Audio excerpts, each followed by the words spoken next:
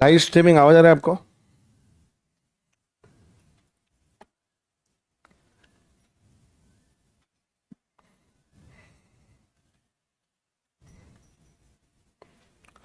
Live streaming जल्दी बोल देना बेटा।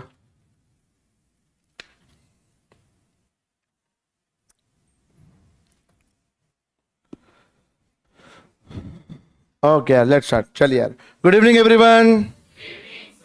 यार अपन है ना एक छोटा सा चैप्टर कर लेंगे। हमारा चैप्टर का क्या नाम है? Clubbing of income. ये चैप्टर को आप पकड़ लो, 2 से 4 मार्क के लिए आएगा। कितने मार्क के लिए आएगा? 2 से 4 मार्क। इसका एडजस्टमेंट बोल के आ जाएगा, एमसीक्यू बन के आ जाएगा। स्पेशल सम बनना थोड़ा सा क्या हो जाता है इसका, मुश्किल।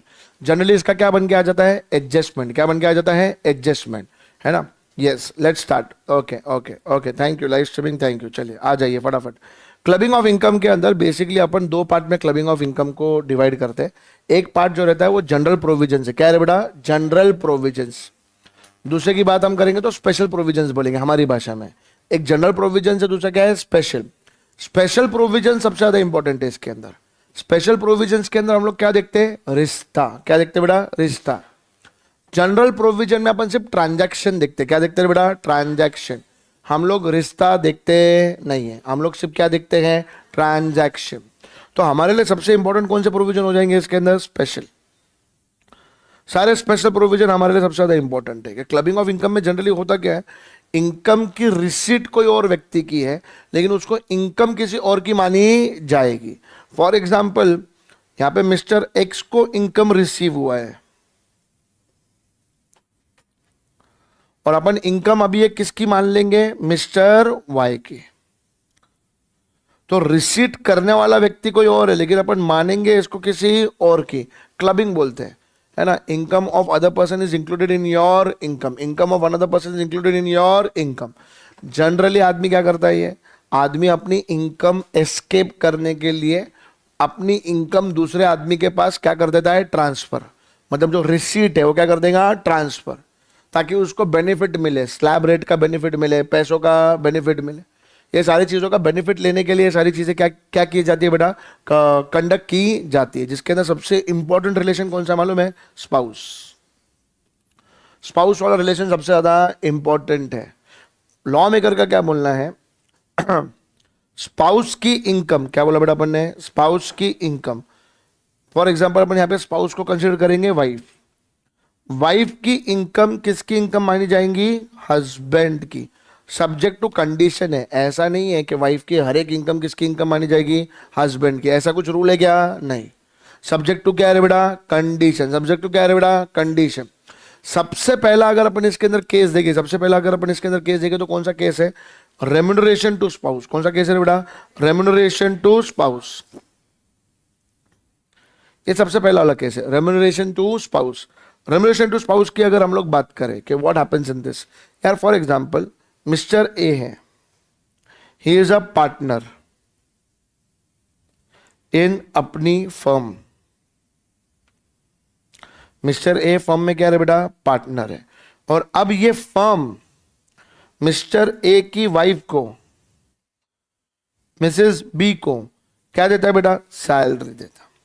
सर इसमें क्या प्रॉब्लम है सैलरी दिया तो? नहीं, सुनो ध्यान से। मिसेस बी के पास ना ही क्वालिफिकेशन है, ना ही एक्सपीरियंस है, ना ही डिग्री है, ना ही स्किल है। बात को समझो।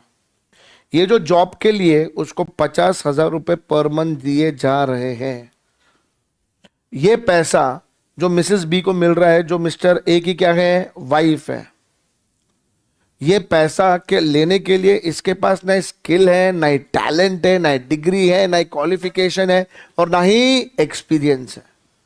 तो यहां पे क्लियर कट हो क्या रहा है? फर्म सैलरी दे के अपना क्या बढ़ा रहा है? एक्सपेंस। एक्सपेंस बढ़ेगा तो इनकम क्या हो जाएगा? नेचुरली कम। इनकम नेचुरली क्या हो जाएगा? कम। जब एक्सपेंस बढ़ेगा तो इनकम क्या हो जाएगा? कम। उससे बेनिफिट, अब ये जो मिसेस बी है, देखिए फर्म का तो भैया फ्लैट 30% रेट रहता है। क्या रहता है? 30%। मिसेस बी कौन से रेट पे चली जाएंगी? Slab rate. स्लैब रेट में चली गई, समझो अगर वो न्यू मतलब डिफॉल्ट टैक्स रेजिम में चली गई, 7 लाख तक तो टैक्स नहीं आता, रिबेट आता है। 6 लाख रुपए सैलरी आया, कहानी खत्म हो गया। उसको तो 6 लाख के ऊपर टैक्स देने की जरूरत पड़ेगी नहीं। और फर्म जो है 6 लाख का एक्सपेंस बुक करेगा, 6 लाख का जब वो एक्सपेंस बुक करेगा फर्म, तो 30% टैक्स के हिसाब से अगर अपन बात करें 1,80,000 का फर्म को क्या मिल जाएगा, टैक्स का बेनिफिट। या तो ये पैसा बेसिकली किसको मिलना चाहिए था, सैलरी बोल के मिस्टर ए को। मिस्टर ए बोला, ध्यान से समझना, फर्म अगर प्रॉफिट देता मिस्टर ए को तो मिस्टर ए को प्रॉब्लम नहीं था, क्योंकि फर्म ने उसके ऊपर ऑलरेडी टैक्स पे करा हुआ है। And if you receive a profit from the partnership firm then it is going to be exempt. तो ये जो 6 लाख रुपए की इनकम है, 50,000 रुपए पर मंथ, ये जनरली इनकम किसकी थी, मिस्टर ए की। पर mister A already 30% slab rate पे थे। किस पे थे बेटा, 30% स्लैब रेट। वो 30% के ऊपर अपना क्या पे कर रहे थे, टैक्स पे कर रहे। उन्होंने बोला एक काम करता हूं, मैं मेरी इनकम क्या कर देता हूं, डाइवर्ट। मेरे को जो फर्म से पैसा आना है, मैं फर्म को क्या बोल रहा हूं, मेरी वाइफ को क्या दे दो, सैलरी। फर्म के लिए एक्सपेंस है, फर्म को तो प्रॉब्लम नहीं है, फर्म मेरे को सैलरी दे या मेरी वाइफ को दे, फर्म के लिए तो क्या है, expense. Remuneration and interest paid to a partner by the partnership firm is considered as an expense subject to section 40B of PGBP। तो फर्म को नुकसान है क्या, नहीं। और मिस्टर ए को बेनिफिट है क्या, हाँ, मिस्टर ए को कंप्लीटली बेनिफिट है। मिस्टर ए 30% स्लैब रेट में थे। किसमें थे बेटा, 30% स्लैब। 30% स्लैब रेट में रहने के बाद, 30% स्लैब रेट में रहने के बाद उसने अपनी 6 लाख की इनकम वाइफ को डाइवर्ट कर दी। क्लियरली डाइवर्जन है। इनकम बेसिकली देखेंगे तो एक ही है, किसकी है बेटा, एक ही। बट इन्होंने क्या कर दिया, इसको डाइवर्ट कर दिया। क्या कर दिया बेटा, डाइवर्ट। किसको डाइवर्ट कर दिया, बी को, उसकी वाइफ को। तो लॉ मेकर बोला भैया चिंता करने की जरूरत नहीं है, ये जो इनकम है ना मिसिस ए की, ये हम किसकी इनकम मानेंगे, मिस्टर ए की। किसकी इनकम मानेंगे, मिस्टर ए की। सिमिलरली समझो मिस्टर ए के पास कोई एसेट है, कोई क्या है बेटा, एसेट। ये एसेट उसने अपनी वाइफ को out of love and affection क्या कर दिया, gift. Out of love and affection क्या कर दिया, गिफ्ट। फॉर एग्जांपल डिबेंचर्स थे, क्या थे बेटा, डिबेंचर्स। प्रॉपर्टी किसकी थी, ए की। ए ने क्या कर दिया, वाइफ को क्या कर दिया, गिफ्ट कर दिया।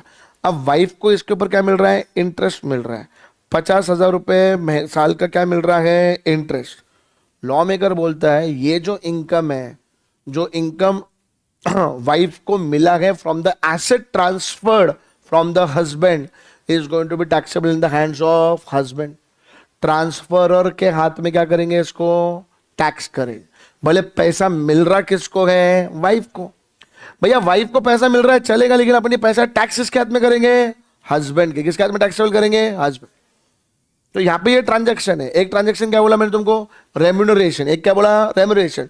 पढ़ेंगे अपन बुक में पूरा डिटेल में। एक बेस खत्म हो गया तो काम हो जाता है। दूसरा क्या है, एसेट ट्रांसफर। क्या ट्रांसफर हुआ है। तीसरा भैया हस्बैंड ने पैसा दिया। हस्बैंड बोल रहे हैं हम बार बार, वाइफ भी पैसा दे सकती है, ठीक है। हस्बैंड ने पैसा दिया है और वाइफ ने पैसा कहीं में इन्वेस्ट किया, खुद के बिजनेस में। 3 ट्रांजैक्शन याद रखने के। एक, वाइफ को क्या मिल रहा है, रेम्यूनरेशन। दूसरा, हस्बैंड ने वाइफ को क्या ट्रांसफर किया है, asset. Asset other than house property. Asset other than, because house property में हस्बैंड माना जाता है deemed owner as per section 27। वहां पे क्लबिंग करने की जरूरत नहीं है, वहां पे हस्बैंड ही क्या है, ओनर। डीम्ड ओनर है सेक्शन 27 पर। याद आ रहा है कि नहीं आ रहा है, एमसीक्यू में बन सकता है। किसमें बन सकता है ये, एमसीक्यू। तो अगर वाइफ को रेम्यूनरेशन मिलता है from a firm in which the partner is in which the husband or is relative are having substantial interest, पढ़ेंगे अपन क्या बोलते हैं उसको, सब्सटेंशियल 20% वाला।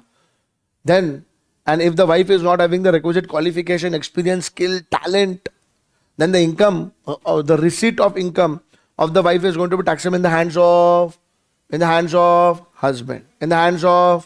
अरे दिमाग में बात बैठा क्या, पक्का। सिमिलरली अगर हस्बैंड ने वाइफ को क्या ट्रांसफर कर दिया, asset other than house property, तो जो इनकम आ रहा है वाइफ को वो किसके हाथ में टैक्सेबल रहेगा, हस्बैंड। वो आप चाहे डायरेक्टली ट्रांसफर करो या इनडायरेक्टली, चाहे आप डायरेक्टली ट्रांसफर करो या।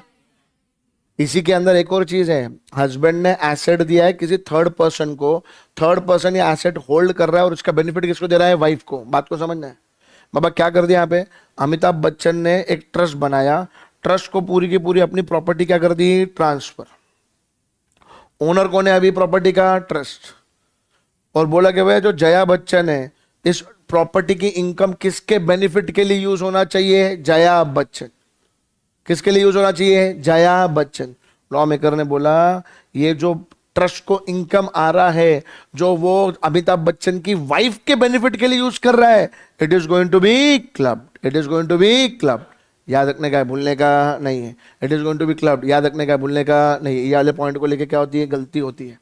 अपन डायरेक्ट ट्रांसफर देखते हैं, थर्ड पर्सन को भी ट्रांसफर किया है, थर्ड पर्सन को भी क्या किया है, ट्रांसफर। अमिताभ बच्चन ने जूनियर मतलब अभिषेक बच्चन को ट्रांसफर किया, अभिषेक बच्चन ने किसको ट्रांसफर कर दिया, जया बच्चन। तो ये इनडायरेक्ट ट्रांसफर माना जाता है। क्या माना जाता है, इनडायरेक्ट।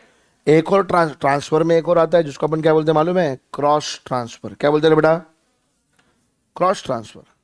भैया सिंपल सिंपल है, आमिर खान है, शाहरुख खान है, शाहरुख खान ने एक एसेट ट्रांसफर किया आमिर खान की वाइफ को। अभी अपन समझो कि आमिर खान की वाइफ है किरण राव, और आमिर खान ने ट्रांसफर किया है शाहरुख खान की वाइफ को, गौरी खान को।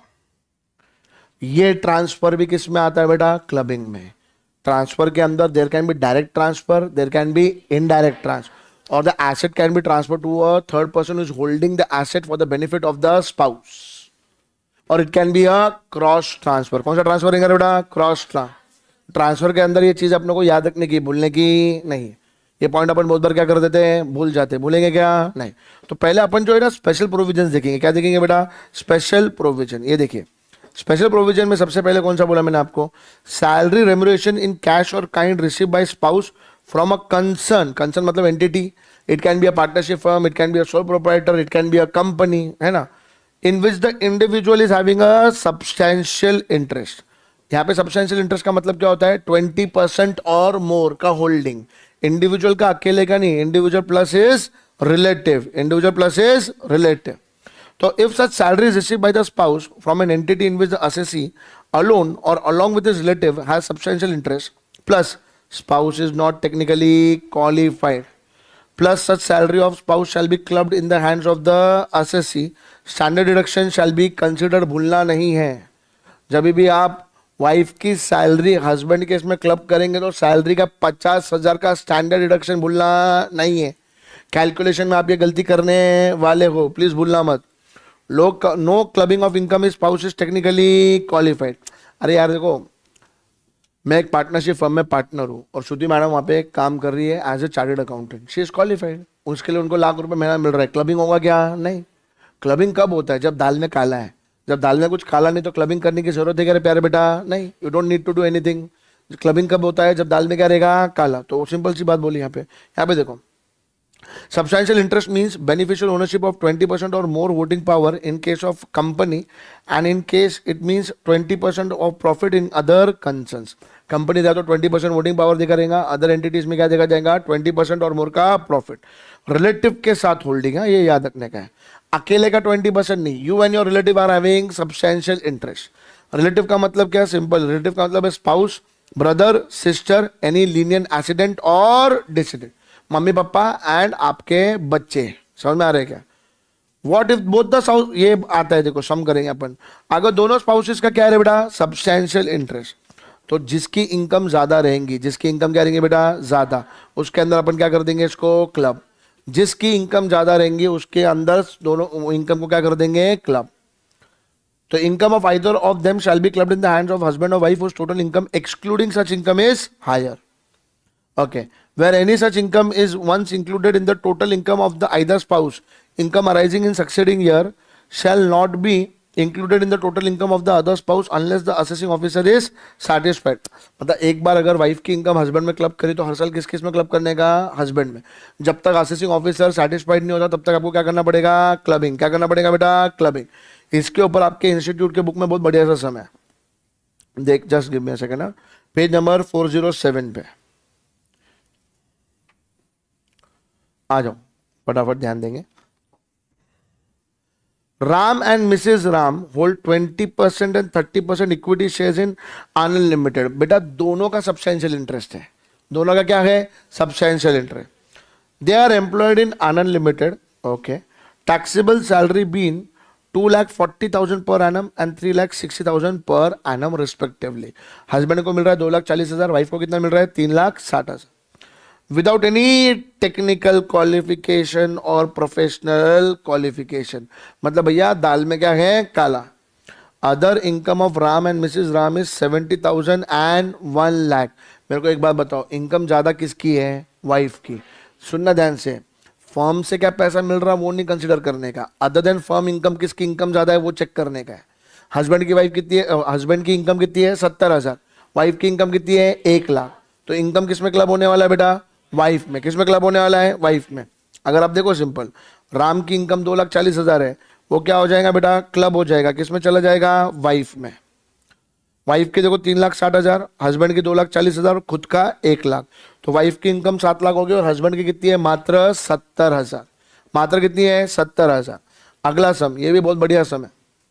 ऐसा टाइप का सम आपको 3 मार्क के लिए या 4 मार्क के लिए एग्जाम में बनेगा, या तो एडजस्टमेंट में आ जाएगा। किस में आ जाएगा प्यारा बेटा? एडजस्टमेंट। ध्यान से देखना है। Mr and Mrs Om both are working in a limited without possessing any technical और प्रोफेशनल क्वालिफिकेशन। ओके भाई साहब, दोनों काम कर रहे हैं, दोनों के बाद टेक्निकल प्रोफेशनल क्वालिफिकेशन नहीं, मतलब दाल में क्या है? काला। दाल में क्या है? काला। From the following details compute there income for assessment year 24-25। Taxable salary from A limited. भैया देखिए, ये इनकी टैक्सेबल सैलरी ए लिमिटेड से मिल रही है। ओम को 2,20,000, वाइफ को 70,000। ये इनकम नहीं कंसिडर करना है। अदर देन दिस इनकम किसकी इनकम ज्यादा है वो देखना पड़ेगा। अदर इनकम, हस्बैंड की 50, वाइफ की 70। सुनो, किसकी इनकम ज्यादा? हस्बैंड की क्या वाइफ की? वाइफ की। अदर इनकम देखना है, गलती से ये मत करना सर हस्बैंड की 2,70,000 है, वाइफ की 1.5 लाख है, तो वाइफ की इनकम क्या हो गई? ज्यादा। ऐसा नहीं होता बेटा। इसमें 50,000 इसलिए माइनस नहीं करा क्योंकि यहाँ पे टैक्सेबल सैलरी लिखा हुआ है। एक बच्चे ने सवाल पूछा लाइव स्ट्रीमिंग में कि सर इसमें 50,000 माइनस क्यों नहीं करा? क्योंकि यहाँ पे क्या वर्ड यूज किया है? Taxable salary. ग्रॉस सैलरी होता तो अपन स्टैंडर्ड डिडक्शन करते हैं, टैक्सेबल सैलरी में वापस से करने की जरूरत है क्या? नहीं। ओके, ध्यान दो। हाँ, तो जो मैंने पॉइंट बोला ना प्यारे बेटा, उसको भूलना नहीं है, 100% ध्यान देने का काम करना। केस 1 देखो अभी क्या है। हस्बैंड का 15% है, वाइफ का 6% है, दोनों का मिला के मोर देन 20% हो गया। हाँ, मतलब इनका क्या है? Substantial interest. क्लबिंग के प्रोविजन लग जाएंगे इनको। हाँ, किस में किसकी इनकम जाएंगी? वाइफ में हस्बैंड की इनकम जाएगी। तो वाइफ की इनकम 70,000 फर्म की, 80,000 खुद की, और हस्बैंड की 2,20,000। कितना होता है देखो? 1.5 लाख एंड 2,20,000, 3,70,000। देखो पहले केस में वाइफ की इनकम कितनी है? 3,70,000। हस्बैंड केस में सिर्फ अदर इनकम जाएंगी। कितनी इनकम जाएंगी? अदर। कितनी है वो? 50,000। कितनी है बेटा? 50,000। तो इसलिए हस्बैंड केस में कितना लिया है? 50,000। केस 2 देखो, 3%, 17%। क्या क्लबिंग होगा? हाँ। सब्सटेंशियल इंटरेस्ट के लिए क्या देखा जाता है? 20% और मोर। वापिस से बोलो, क्या देखा जाता है? 20% और मोर। तो 20% है मतलब सब्सटेंशियल इंटरेस्ट है, तो आंसर क्या आएगा? सेम। केस 1 का आंसर क्या रहेगा? सेम। केस 3, 18 एंड 1, क्लबिंग के प्रोविजन नहीं आएंगे। There will be no clubbing. Husband की इनकम विल बी 2,70,000, वाइफ की इनकम विल बी 1,50,000। अरे दिमाग में बैठा क्या? पक्का ये एग्जाम में बनने वाला सम है, ध्यान देने का है, छोड़ने का नहीं है। देखो आ गया अपना आंसर। डिफिकल्ट था क्या? ईमानदारी से बोलो, कोई ऐसे डिफिकल्ट लेवल की चीज थी क्या इसमें? नहीं। अगला सम देखो, कितने मतलब उन्होंने है ना दुनिया भर के सम लिए इसके ऊपर। और ये क्या करेगा ना, इसमें एमसीक्यू में डाल देंगे। किसमें डाल देंगे? एमसीक्यू, या तो एडजस्टमेंट में डाल देंगे। क्या बा, एक्स की बाकी इनकम देंगे और फिर बोलेंगे एक्स का है ना, वाइफ भी एक फर्म में काम करती है, एक्स को भी इनकम मिल रहा है, वाइफ को भी इनकम मिल रहा है, बोलो क्या करना है? तो या तो वो एक एडजस्टमेंट में आ जाएगा, या तो मोस्टली एमसीक्यू में डाल देंगे। किसमें डाल देंगे? एमसीक्यू। और अगर सम आ गया तो इससे बढ़िया ही नहीं है। अगर ये लेवल का सम उन्होंने 7 मार्क के लिए 8 मार्क के दिया तो चिल्लर है, छोड़ के जाना चाहिए क्या? नहीं। तो देखो फटाफट, अरे बहुत छोटा चैप्टर है, बहुत जल्दी होने वाला है, ध्यान दो बस। Mister and Mrs x working in a limited without possessing any qualification. खत्म। दाल में क्या है? काला। दाल काली है भाई साहब, दाल क्या है? काली। क्योंकि इसके अंदर भैया इन्होंने क्या है ना, विदाउट क्वालिफिकेशन क्या मिल रहा है? पैसा। लेकिन देखो एक चीज याद रखना है, विदाउट क्वालिफिकेशन पैसा मिला ना, इमीडिएटली क्लबिंग नहीं डालना है। क्या चेक करना पड़ेगा? Substantial interest. क्या करना पड़ेगा? चेक। जब तक आप सब्सटेंशियल इंटरेस्ट चेक नहीं करेंगे तब तक आप क्लबिंग नहीं कर सकते। पिछले वाले में केस 3 में अपन ने वही किया, रे बैठा क्या दिमाग में? From the following details compute the income of the assessment year. देखो सिंपल, एक्स का होल्डिंग कितना है? 15। वाई का कितना, सॉरी वाइफ का कितना है? 6। तो मतलब मोर देन 20% आ रहा दोनों का मिला के। सब्सटेंशियल इंटरेस्ट है। हाँ। Taxable salary from A limited. Okay भाई साहब, हस्बैंड को कितना मिल रहा है? 1,20,000। वाइफ को कितना मिल रहा है? 60। ये इनकम नहीं चेक करना है। कौन सा इनकम चेक करना है? Very good, other. Other income case 1 में देखो, हस्बैंड का 50 है, वाइफ का 80, क्लबिंग किस में होएगा? वाइफ में। किस में होएगा? अच्छा, सेकंड केस देखो, हस्बैंड का कितना है बेटा? 90, वाइफ का कितना है? 65, क्लबिंग किस में होएगा? हस्बैंड। किस में होएगा बेटा? हस्बैंड। केस 3, दोनों का अदर इनकम क्या है? नील, तो अभी क्लबिंग नहीं कर पाएंगे आप, क्योंकि दोनों का नील है, तो इसका मतलब जिसकी जो इनकम है उसको ही देनी पड़ेगी। यार क्लबिंग प्रोविजंस एप्लीकेबल नहीं कर पाएंगे, मतलब थर्ड केस में 1,20,000 एक्स की इनकम रहेगी एंड 60,000 किसकी इनकम रहेगी? वाइफ की। अरे बैठा क्या? पक्का छोड़ेंगे क्या वाला पॉइंट? देखो मार्क्स नहीं जाने चाहिए, एकदम सिंपल सा पॉइंट है, बिना मतलब का क्या नहीं जाना चाहिए आपके इसके अंदर? मार्क्स। पक्का पक्का याद रहेगा। तो ये आपका पहला वाला था रेम्यूनरेशन। दूसरा मैंने क्या बोला? क्या ट्रांसफर किया है? एसेट। अब देखो एसेट ट्रांसफर किया है, एसेट के अंदर सबसे पहले कौन सा asset? Other than house property. अगर हस्बैंड ने वाइफ को हाउस प्रॉपर्टी ट्रांसफर किया है तो क्या क्लबिंग के प्रोविजन आएंगे क्या? नहीं। कौन से प्रोविजन आएंगे? Deemed ownership. सेक्शन नंबर क्या है? 27 ऑब्जेक्टिव में बनेगा। किस में बनेगा? जाना मांगता नहीं है, मार्क्स बिना मतलब का जाना मांगता है क्या? नहीं। हस्बैंड ने वाइफ को प्रॉपर्टी ट्रांसफर किया, अभी वो प्रॉपर्टी ट्रांसफर कर सकता है दो कारण से, मतलब दो सिचुएशंस हो सकते हैं, एक विदाउट कंसिडरेशन, दूसरा इनएडिक्वेट कंसिडरेशन। विदाउट कंसिडरेशन का मतलब क्या हो गया? Free gift. इनएडिक्वेट कंसिडरेशन मतलब क्या हो गया? कम पैसे, मतलब 100 रुपए की चीज कितने में दी? 10, 20, 30, है ना? तो सबसे ये बात याद रखना। इधर बात अभी इंपॉर्टेंट आ गया, ये वाले पॉइंट को लेके, इनएडिक्वेट कंसिडरेशन को लेके याद रखना है। समझो हस्बैंड ने 1,00,000 रुपए का माल वाइफ को कितने में दिया? 20,000 में। वाइफ को रिसीट हो रहा है, क्या हो रहा है? रिसीट। लाख रुपए का माल कितने में मिल रहा है? 20, 80 का फायदा हो रहा है वाइफ का। अरे हाँ या ना? क्या वाइफ के लिए 80,000 रुपए है? वाइफ के पॉइंट ऑफ व्यू से बात करो। क्लबिंग बाद में आएगा, क्लबिंग बाद में आएगा, है ना? याद रखने का, भूलने का नहीं है, बहुत इंपॉर्टेंट बात है है ना? जो मैं आपको बात बोल रहा हूं कि वाइफ जो है, क्या बोले बेटा? आपने क्या भेजा मेरे को समझा नहीं, आपने डिलीट कर दिया, कोई बात नहीं। हाँ ध्यान से सुनो, वाइफ को 80,000 रुपए जो बेनिफिट मिला है, क्या वो टैक्सेबल रहने वाला है वाइफ के लिए? अरे हाँ या ना? अरे मैं क्या बोल रहा, लाख रुपए की चीज वाइफ को कितने में मिली? 20,000। कितने का बेनिफिट हो गया? 80,000। क्या इनकम फ्रॉम अदर सोर्सेज में वाइफ को ये गिफ्ट टैक्सेबल होगा 80,000 का? तो मैं पूछ रहा हूँ तुमको, तुमको जवाब देना पड़ेगा, क्योंकि तुम्हारा क्वेश्चन घुमा फिरा के income from other sources and clubbing मिलके आएगा, कैपिटल गेन मिलके आएगा। तुम लोचा इधर ही करने वाले हैं। एकदम सिंपल सवाल है भैया, 1,00,000 रुपए की चीज थी, हस्बैंड ने वाइफ को कितने में दे दी? 20, वाइफ का कितने का बेनिफिट हो गया? 80। क्या ये 80,000 का जो बेनिफिट हुआ है, जो गिफ्ट मिला है, गिफ्ट है ना ये, तो क्या वाइफ के लिए टैक्सेबल रहेगा क्या 80,000? अरे हाँ या ना? क्यों नहीं रहेगा? क्या बोला? वेरी गुड यार, very very very good. Relative से मिला ना, कैसे तुम भूल गए? Gift from relative is exam. Gift from relative is, gift from relative is, again gift from relative is exam, है ना? Live streaming, thank you thank you thank you. अभी अपन पहले ध्यान दे लेते हैं, यहाँ पे पूरा कंसेप्ट के ऊपर ध्यान दो पहले, है ना? तो भैया क्या बोल रहा हूँ मैं आपको, ये पर्टिकुलर चीज के ऊपर, हस्बैंड ने वाइफ को गिफ्ट दिया है, 1,00,000 का माल 20,000 में दिया, 80,000 का बेनिफिट मिला, क्या वाइफ को टैक्सेबल रहेगा? नहीं, exempt. This gift is exempt in the hands of wife. अब वाइफ को इस प्रॉपर्टी से 10,000 रुपए की इनकम जनरेट हुई। कितने रुपए की इनकम जनरेट हुई? 10। इसमें से 2,000 किसकी मानी जाएगी? वाइफ की। और 8,000 किसकी मानी जाएगी? हस्बैंड की।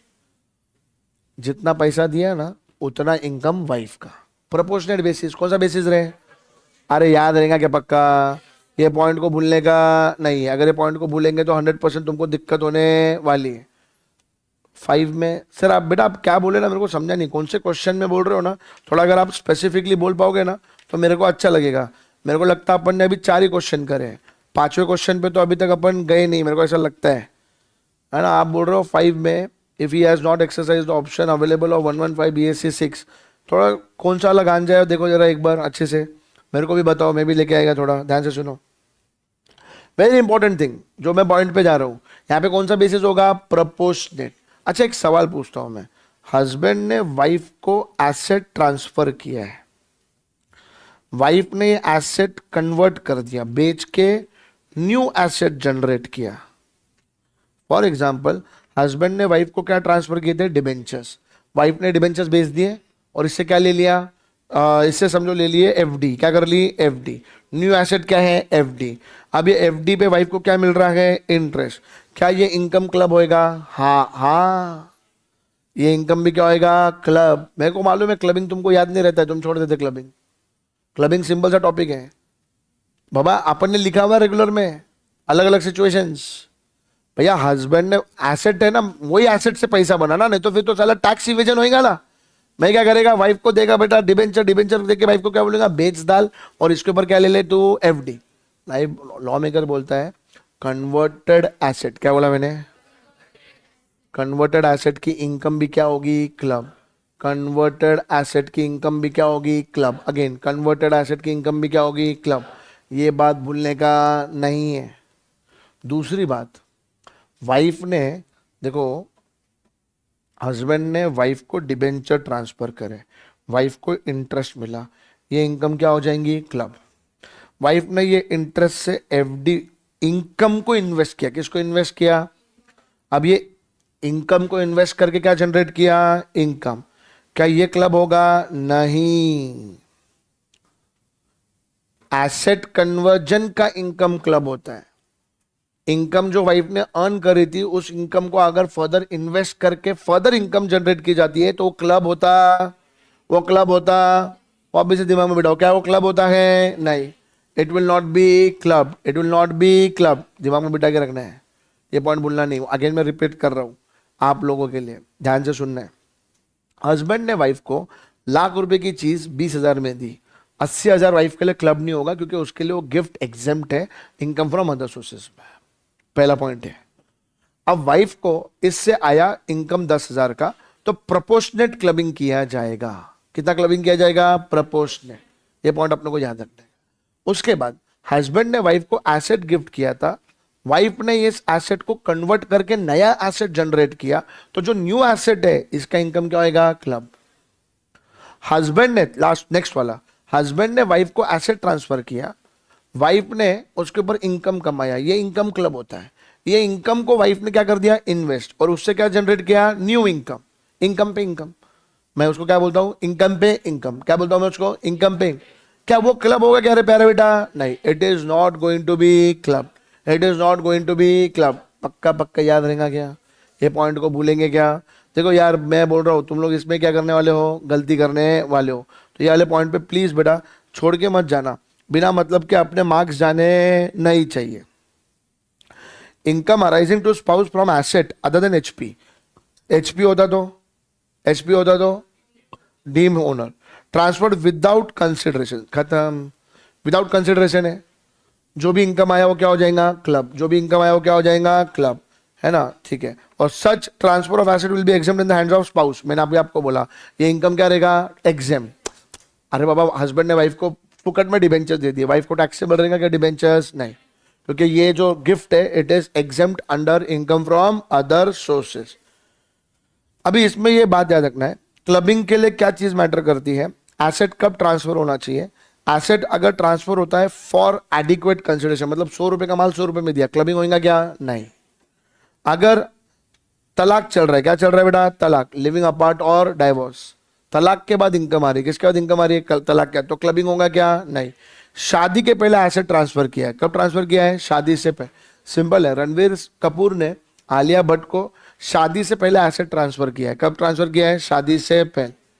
तो क्या क्लबिंग होएगा इनकम का शादी के बाद, नहीं, क्योंकि हम लोग है ना जो इनकम है और एसेट ट्रांसफर है, जो इनकम है और जो एसेट ट्रांसफर है, जो इनकम है और जो एसेट ट्रांसफर, इसके लिए हम लोग टाइमिंग देखते हैं, क्या देखते हैं टाइमिंग। एसेट जब ट्रांसफर हुआ तभी भी रिश्ता होना चाहिए मियाँ बीवी का, और जब इनकम आ रहा है तभी भी रिश्ता होना चाहिए मियाँ बीवी का, दोनों टाइम पे। At the time of transfer of the income, asset, and at the time of accrual of the income, there should be a relationship existing between them as husband and wife. समझो।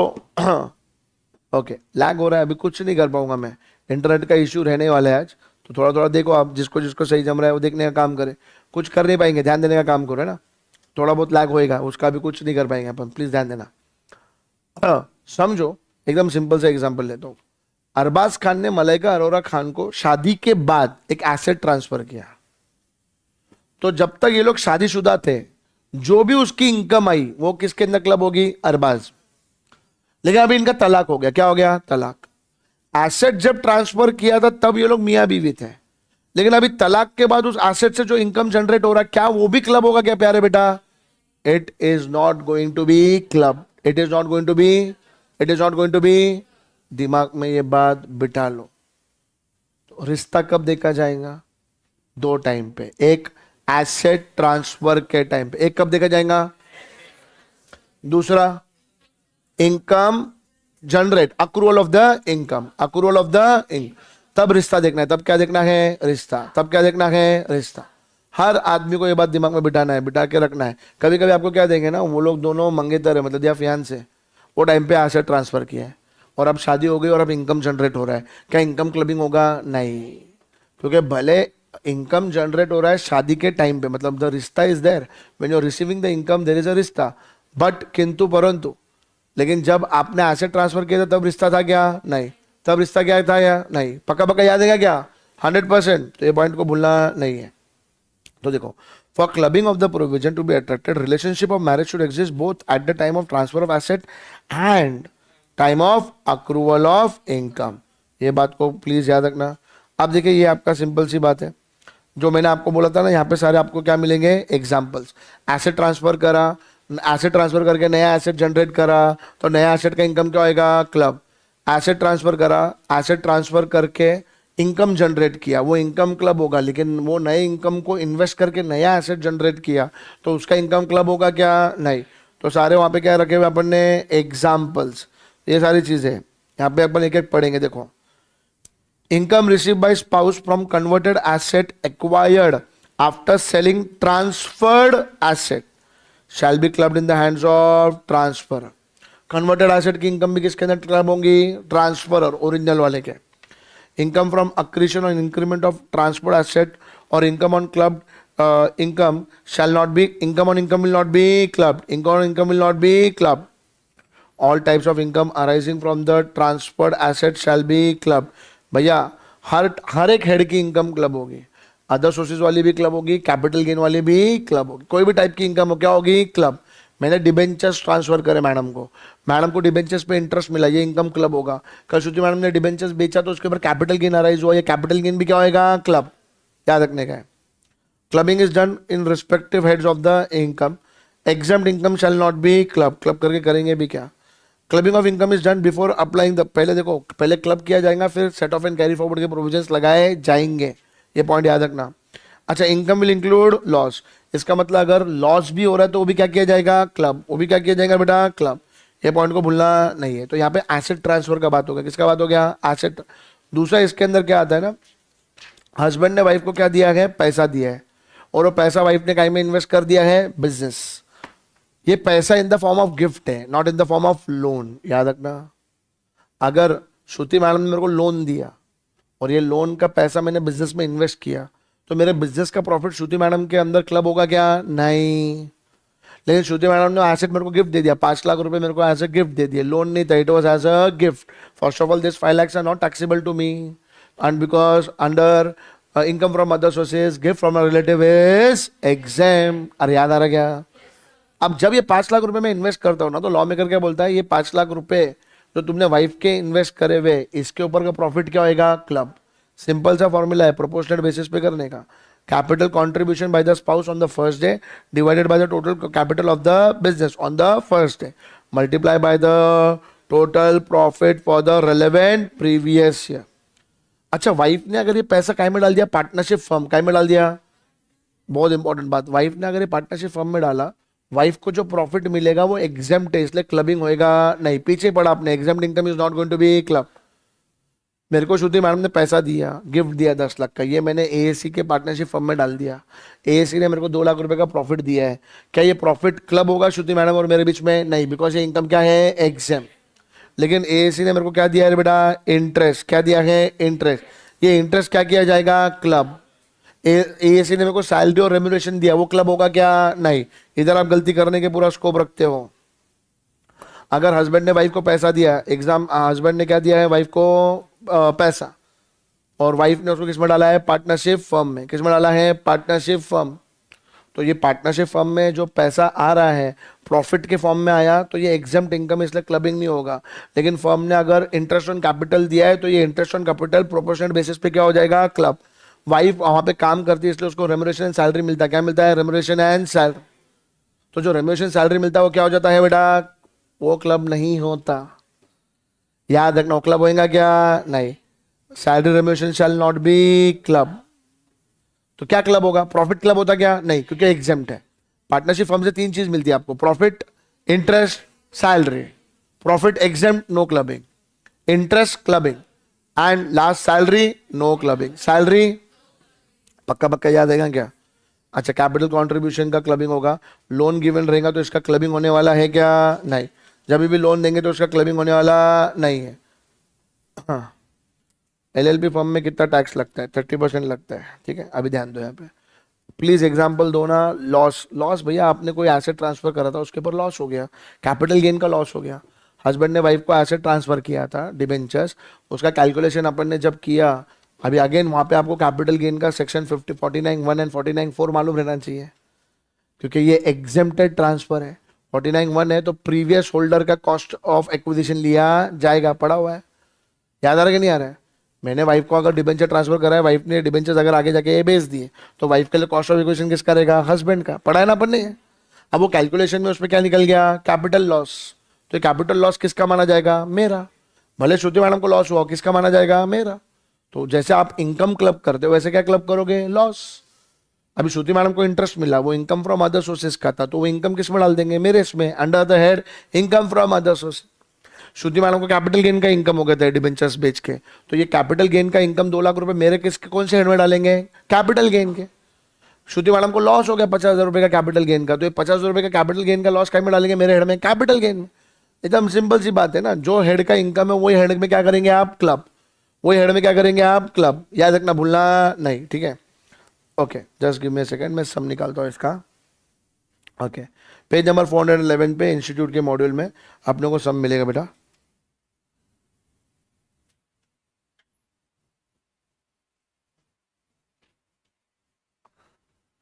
अच्छा, एक बार आप institute, अपन ने अपने book में तो लिखा हुआ है, आप इंस्टीट्यूट के भी ये सारे जो एग्जाम्पल्स है ना, ये क्या कर सकते हो बेटा, पढ़ सकते हो। पेज नंबर 410 पे इंस्टीट्यूट ने जो जो एग्जाम्पल दिया ना, वो क्या कर सकते हैं प्यारे बेटा, पढ़ सकते हो। अभी देखो इलस्ट्रेशन नंबर 5।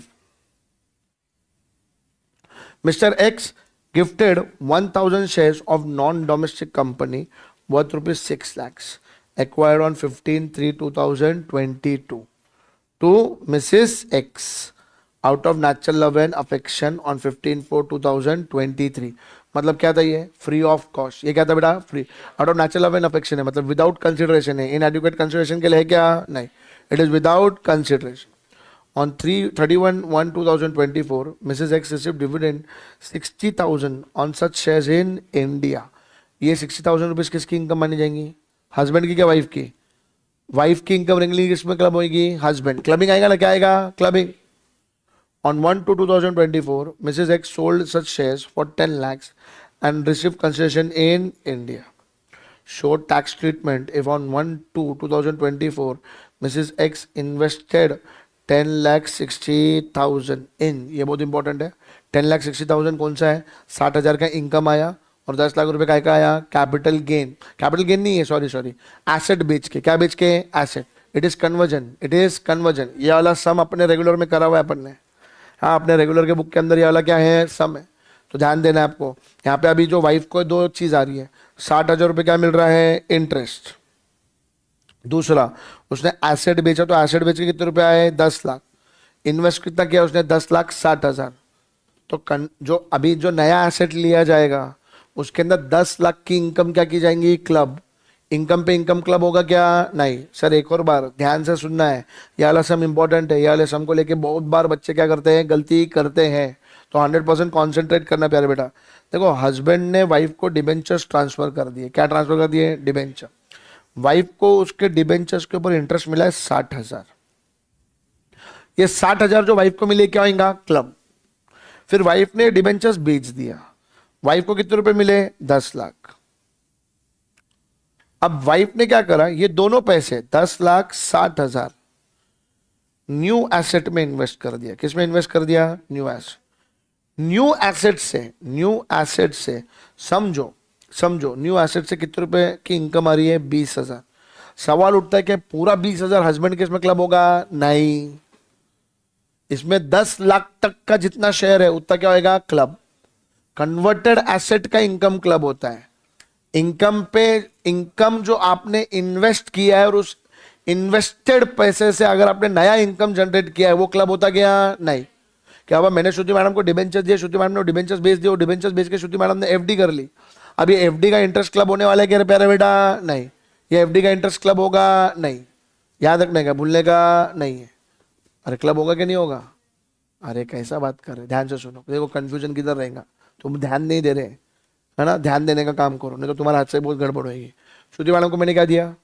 डिबेंचर्स। श्रुति मैडम ने डिबेंचर्स बेच के क्या कर दी? एफडी। एसेट कन्वर्ट हुआ ना ये, तो एफडी का इंटरेस्ट क्लब होगा क्या? होगा। लेकिन अगर मैंने श्रुति मैडम को डिबेंचर्स दिए, डिबेंचर्स पे श्रुति मैडम ने 60,000 का इंटरेस्ट कमाया, ये 60,000 क्लब होगा। ये 60,000 श्रुति मैडम ने एफडी में इन्वेस्ट करा और एफडी से श्रुति मैडम को 6,000 का इंटरेस्ट आया, ये क्लब होगा? नहीं। तो ये वाले पॉइंट को लेके हमेशा बच्चे गलती करते हैं, तुम गलती करना मत।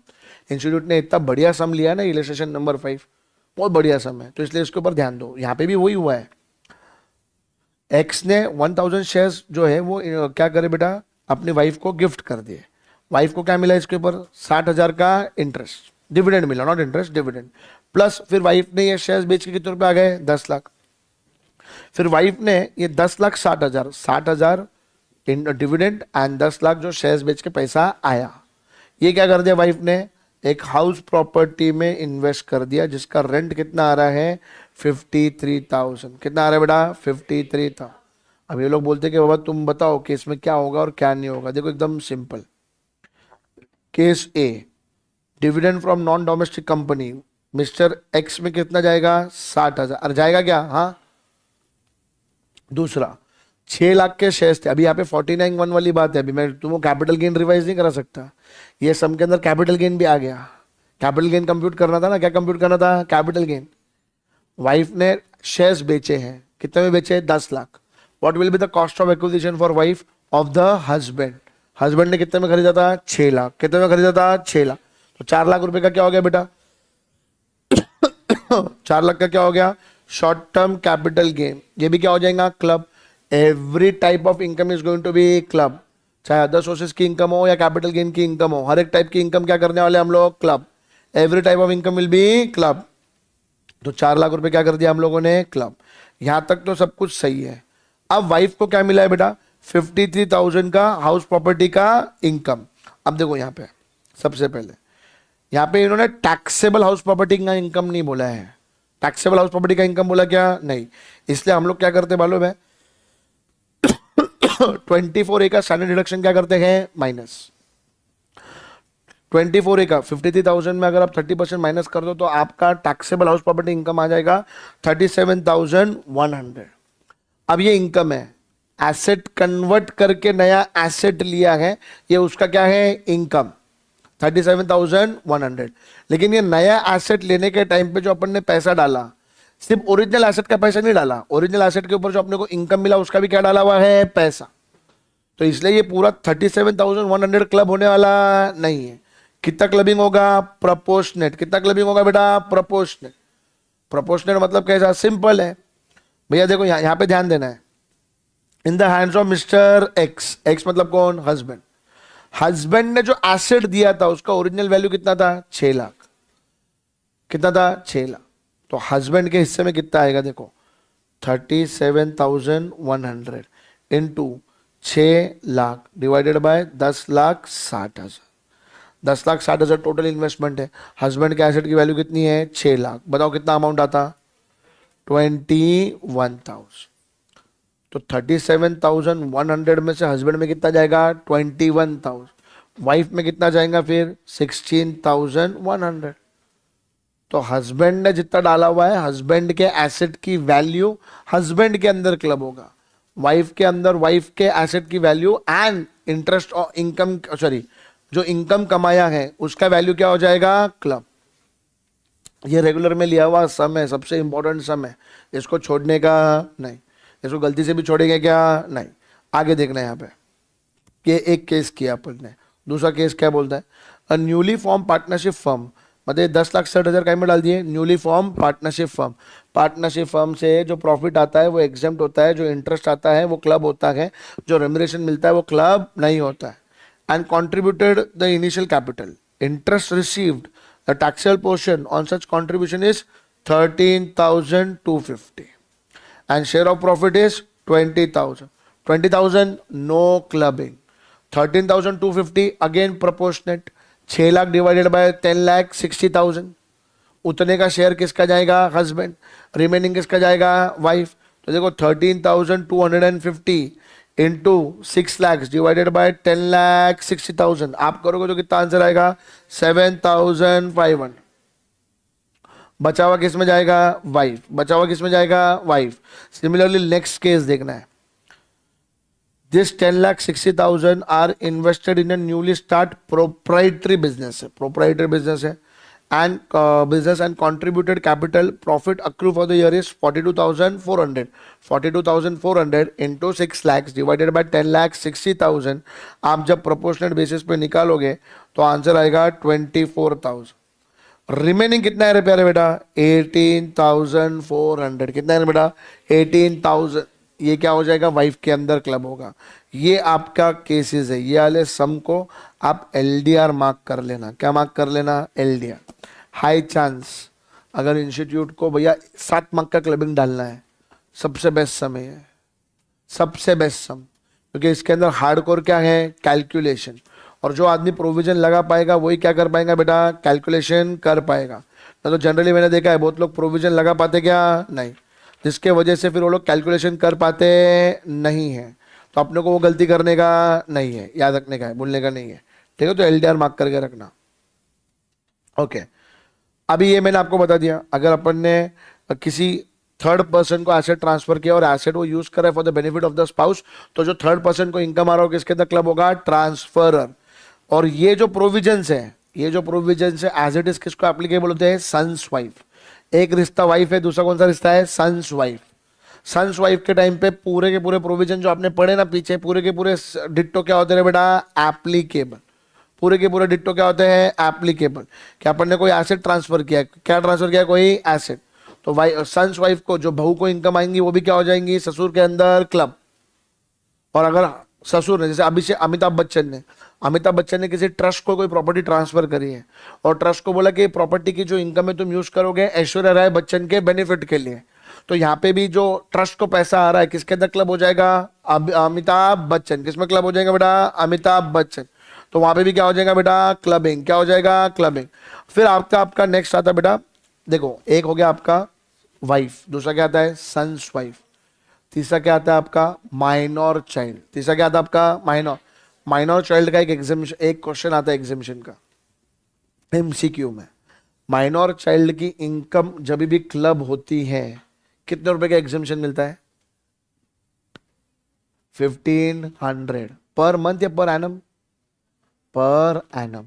ये लर्न करके रखना, ये बच्चे भूल जाते हैं कभी भी माइनर, क्योंकि अभी तक सन्स वाइफ की या वाइफ की इनकम अपन क्लब करते तो कोई अमाउंट एग्जाम करते क्या, नहीं। लेकिन जब भी अपन एक माइनर की, किसकी रे बेटा, माइनर की इनकम क्लब करते, माइनर की इनकम क्या करते बेटा, क्लब। तो ऐसे टाइम पे 1,500 रुपए का हमको क्या मिल जाता है बेटा, एग्जेम्पशन, सेक्शन 10 क्लॉज 32। ऑफकोर्स याद रखने वाला पॉइंट है, ये एग्जेम्पशन सिर्फ ओल्ड टैक्स रिजीम को मिलता है, न्यू टैक्स रिजीम को ये एग्जेम्पशन नहीं है। तो बिना मतलब के मार्क्स जाने नहीं चाहिए, बिना मतलब के मार्क्स जाने नहीं चाहिए। एमसीक्यू में आएगा, लर्न करके रखने का है। किसको मिलता है exemption, old regime. New regime में मिलता क्या, सवाल उठता है हस्बैंड और वाइफ में ये इनकम क्लब किसको होएगा, जिस जिस पेरेंट का income higher. Sir husband wife दोनों अलग रहते हैं, ऐसे टाइम के किसके अंदर क्लब होएगा, जो चाइल्ड को मेंटेन कर रहा है, जो चाइल्ड को क्या कर रहा है, the person who is maintaining the child, the income will B clubbed in that persons hand. क्या अगर माँ बाप दोनों गुजर गए, लीगल गार्डियन में क्लब होता, नहीं होता, लीगल गार्डियन में क्लब नहीं होता। लीगल गार्डियन रिटर्न फाइल करता है बट क्लबिंग प्रोविजन होता नहीं है। अच्छा, कब क्लब होता है भाई साहब, कब क्लब नहीं होता है, कब क्लब नहीं होता है? बच्चे की इनकम कब क्लब में नहीं होती है? जब उसने स्किल से कमाया। दूसरा, मैनुअल वर्क, स्किल टैलेंट से कमाया। दूसरा, मैनुअल वर्क से। तीसरा, डिसेबल। 3 पॉइंट है, याद है क्या? एक उसने अपने स्किल टैलेंट से कमाया, दूसरा उसने मैनुअल वर्क से कमाया, तीसरा डिसेबल। अरे भैया तुम लोगों ने कुछ मैनुअल वर्क किया, समझो मैंने तुमको नोट्स पेपर चेक करने को दिया या नोट्स बनाने को दिया, तुम लोगों ने उससे पैसे कमाए, ये मम्मी पापा के इसमें क्लब नहीं होंगे, तुमने मैनुअल वर्क किया हुआ। तुम लोगों ने कल, तुम्हारे अंदर टैलेंट है, स्किल है, तुमने शेयर मार्केट को पढ़ा, शेयर मार्केट पढ़ के तुमने इन्वेस्टमेंट करा, शेयर मार्केट में इन्वेस्टमेंट करके तुमने पैसा कमाया, तो क्लब होएगा क्या? नहीं, क्योंकि तुमने तुम्हारा स्किल और टैलेंट से पैसा कमाया है। जो इनकम तुम तुम्हारे स्किल और टैलेंट से कमाते हो ना, वो क्लब नहीं होता। लेकिन यहाँ पे एक सिंपल सी बात हमेशा याद रखना, कोई बच्चा है, वो डांस इंडिया डांस के अंदर क्या करा है? पार्टिसिपेट। डांस इंडिया डांस में उसने कंपटीशन जीत लिया है भैया, 5 लाख रुपए जीत लिए। कितने जीत लिए? 5 लाख। ये 5 लाख की इनकम मम्मी पापा में क्लब नहीं होएगा। अब मम्मी पापा ने क्या करा है? 5 लाख रुपए क्या कर दिए? इन्वेस्ट। किसमें इन्वेस्ट कर दिए? एफडी में। अब ये जो एफडी का इंटरेस्ट है, क्लब होगा क्या? हाँ, ये एफडी का इंटरेस्ट क्या होएगा? क्लब। छोटा सा पॉइंट जो अपन पूरी तरीके से क्या करके जाते हैं? नजरअंदाज, होना नहीं चाहिए। तो सबसे पहले माइनर का कौन सा जब भी माइनर का इनकम क्लब होगा तो 1032 का आपको 1500 रुपए पर एनम, पर चाइल्ड, पर एनम, पर चाइल्ड क्या मिलने वाला है? एग्जेम्पशन। बच्चे कितने भी रहने दो, यहाँ पे 2 बच्चे वाला कोई कंसेप्ट है क्या? नहीं, 2 बच्चे वाला कोई कंसेप्ट नहीं है। जितने बच्चे रहेंगे हर एक बच्चे का 1500 रुपए पर एनम का एग्जेम्पशन मिलेगा, लेकिन ये ओल्ड टैक्स रेजिम में मिलता है, न्यू टैक्स रेजिम में मिलता नहीं। अगर बच्चे ने अपने स्किल टैलेंट से, मैनुअल वर्क से, या वो डिसेबल व्यक्ति था उससे पैसा कमाया है, तो क्लबिंग होता नहीं है। हाँ, अगर कोई इनकम क्लब नहीं हो रहा है, वो इनकम अपन ने फर्दर इन्वेस्ट करके कोई इनकम कमाया है, तो वो इनकम क्या होएगा? क्लब। वो इनकम क्या होएगा? क्लब। पक्का पक्का याद रहेगा क्या? ये पॉइंट भूलेंगे क्या? प्लीज भूलना मत। इसके ऊपर सम करेंगे अपन, इसके ऊपर आपको सम मिलने वाला है। इलस्ट्रेशन नंबर 6, ये देखिए, बहुत बढ़िया सम है, बड़ा सम है, इन्होंने लिया हुआ है, ध्यान देना है। मिस्टर एंड मिसेस मंत्री have income under the head profit and gains 3 lakh and 4 lakh respectively. भैया इनकी इनकम कितनी है? 3 लाख और 4 लाख। They have 7 children. बाप रे, बहुत मतलब मेहनत किया है इन्होंने। हाँ, from the following details compute taxable income of Mr and Mrs Mantri for the assessment year 24-25। Old tax regime में। कौन सा रिजीम है? ओल्ड। ओल्ड टैक्स रिजीम में मतलब क्या होएगा? वेरी गुड, एग्जेम्पशन मिलेगा। सर जैसे एक चाइल्ड है, उसको 3 सोर्स की इनकम जनरेट हुई है, तीनों की इनकम क्लब होने वाली है पेरेंट को इनकम के साथ, इसमें 1500 का एग्जेम्पशन एक ही बार मिलेगा, बार बार थोड़ी लेंगे ना। तो एक बच्चे का सवाल है बहुत जबरदस्त लेवल का। उसका सवाल यह है कि एक बच्चा है, उसने 3 सोर्स से इनकम कमाया, तीनों सोर्स की इनकम एक ही इनकम मानी जाएंगी। उसने समझो डांस से कम, डांस ही बोला, उसने एक्स सोर्स से 1 लाख कमाया, वाई सोर्स से 1 लाख कमाया, जेड सोर्स से 1 लाख कमाया, 3 लाख की इनकम पापा में क्लब होंगे, पापा या मम्मी जिसकी इनकम हायर है। और फिर 3 लाख में से क्या माइनस करेंगे? 1500। हर सोर्स में से नहीं गायब होता बेटा, 1500 रुपये पर चाइल्ड है, चाइल्ड का पर सोर्स नहीं है। तुम लोग बहुत बार वो चीजें पढ़ लेते जो होती नहीं है, और फिर तुम खुद ही क्या क्रिएट कर लेते हो? कंफ्यूजन। तो ये कंफ्यूज पम बनने की अपने को जरूरत नहीं है, लॉ एकदम क्लियर दिया हुआ है, वही अपन ने पढ़ना चाहिए, बिना मतलब का दिमाग को तान नहीं लाने का। ऐसे डाउट लाने से जो बच्चे दूसरे रहते हैं जिनको डाउट नहीं आता उनको भी क्या आने लग जाता है? डाउट। और आपको कभी डाउट आता है ना, लॉ पढ़ा करो, लॉ पढ़ के तुम्हारा डाउट क्या होना चाहिए? क्लियर होना चाहिए। ध्यान दो यहाँ पे, फर्स्ट चाइल्ड है, क्या उम्र उसकी? 26 years, is a chartered accountant. Income club होगा क्या इसका? क्यों? मेजर। माइनर का इनकम क्लब होता है, मेजर का नहीं हो। देखो मेरी कोई गलती नहीं है, इंस्टीट्यूट की खुद की बुक है और इंस्टीट्यूट ने किस क्या क्वालिफिकेशन रखेला है? Chartered account. तो मेरे बुक में भी कभी कभी आपको सीए दिखता है कि नहीं दिखता? फिर आपको थोड़ा सा क्या लगता है? बुरा लगता है। क्या लगता है? बुरा। मेरी कोई गलती है क्या? नहीं। मैं भी यहाँ से क्या हो गया हूँ? थोड़ा मोटिवेटेड। अभी मैंने बोला है उनको क्या बाबा जिधर जिधर सीए लिखेला उसको क्या कर दो? सीए में। और इंस्टीट्यूट ही ऐसा कर रहा है, अपन क्या करेंगे उसके लिए? His annual income from profession is 4 lakhs. Okay बाप रे. His income from house property is 30,000. इसके कितने बच्चे? 4. इन्होंने से इनका खानदान का काम बच्चे पैदा करने का है. माँ बाप ने, हाँ, ओ हो, सॉरी सॉरी सॉरी.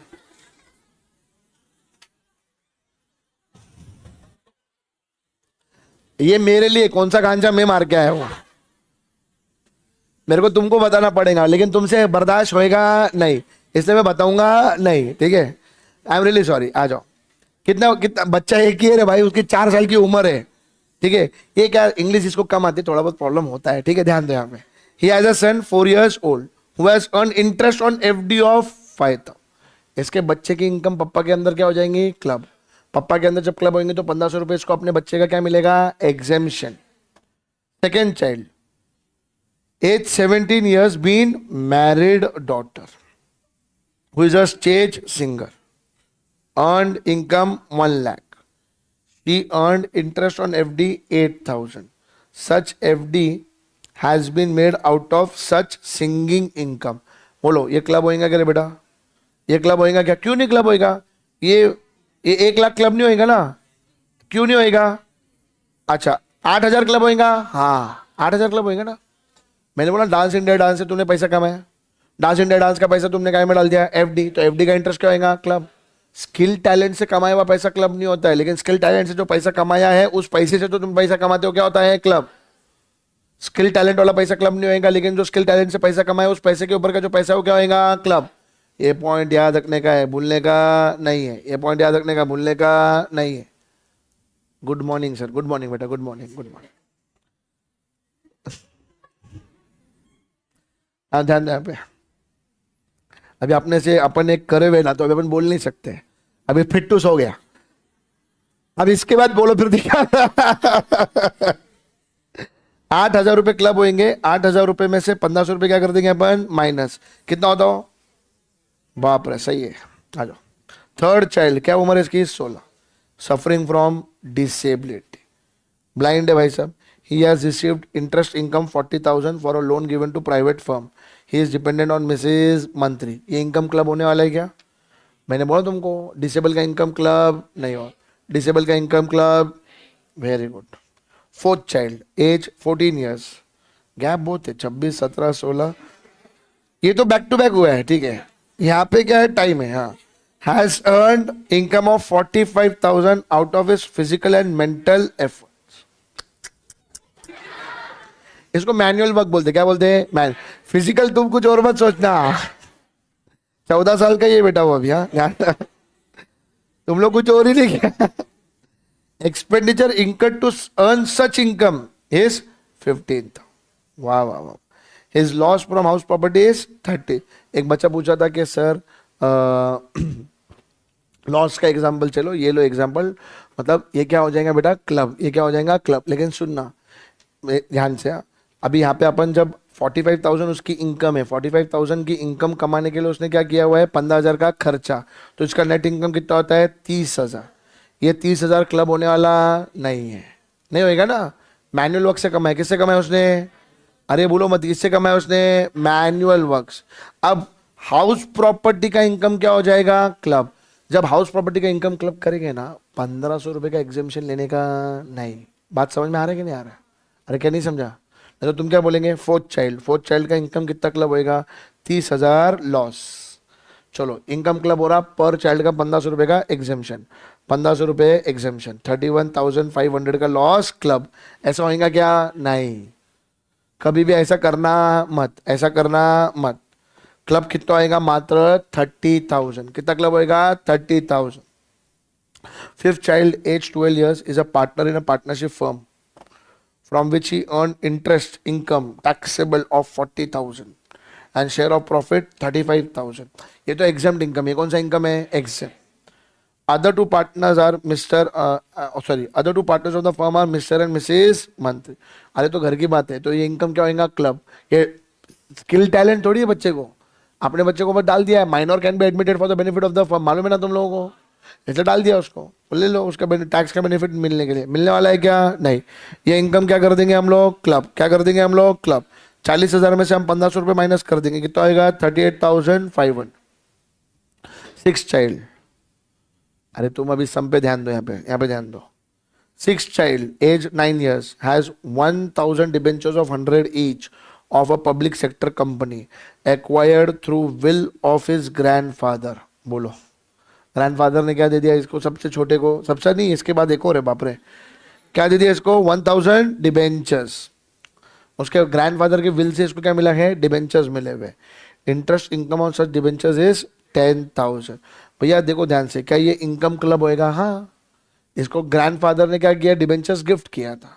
अब वो डिबेंचर्स के ऊपर क्या मिल रहा है, इंटरेस्ट। ये इनकम क्लब होएगा? हाँ। कितना है बेटा, 10,000। Expenditure income to collect such interest is 200। उसके बाद such debentures are sold in a long term capital gain is earn 25,000। सुनो, तुमको इनकम फ्रॉम अदर सोर्सेज में याद है, इंटरेस्ट इनकम अर्न करने के लिए जो कलेक्शन चार्जेस देते हैं सीसी, वो क्या होते हैं, माइनस। भूलने का नहीं है। देखो चीटिंग मत बोलना कि क्लबिंग के अंदर क्या घुसाया, इनकम फ्रॉम अदर सोर्सेज, ऐसा नहीं है। आपको इनकम कंप्यूट करना पड़ेगा रिस्पेक्टिव हेड के हिसाब से ही, बाद में आप बस उसको क्लब करेंगे। ये समझ में आता है कि नहीं आपको? इनकम कंप्यूट किया जाएगा as per the respective head, उसके बाद हम लोग उसको क्या करेंगे, क्लब। क्या करेंगे, क्लब, है ना? सब लोग ध्यान देना है। तो यहाँ पे देखो 10,000 है, 10,000 में से कितने रुपए खर्चा आया था, 200। 9,800 क्या हो जाएगा रे बेटा, क्लब। प्लस कितना क्लब हो जाएगा, 25,000। प्लस कितना क्लब हो जाएगा, 25,000। ठीक है। Seventh child age 7 years he has earn, अरे 500 रुपए का तो इसने क्या कमाया है, एफडी का इंटरेस्ट। क्लब करने की जरूरत है क्या, कर लो। 500 क्या हो जाएगा, माइनस। समझा कि नहीं समझा? कितना क्लब हो जाएगा, 0। ये सम सबसे बढ़िया सम है, मतलब लास्ट सम के बाद। ऑब्जेक्टिव के इसमें से कोई भी एक आधा क्वेश्चन बन के आ सकता है। छोड़ेंगे क्या इसको? नहीं, अपन ने डिस्कस कर लिया है, प्लीज इसको ध्यान से पढ़ लेना। अब इसके बाद आपका कौन सा आता है बेटा, HUF। कौन सा आएगा बेटा, conversion of self acquired property into HUF property. Okay, अभी सब लाइव स्ट्रीमिंग यहाँ पे ध्यान देंगे। आपकी कौन सी प्रॉपर्टी है, सेल्फ ऑक्यूपाइड। आप काय में कन्वर्ट कर रहे हैं, HUF। इनकम टैक्स में HUF एक डिफरेंट पर्सन है, इंडिविजुअल एक डिफरेंट पर्सन है।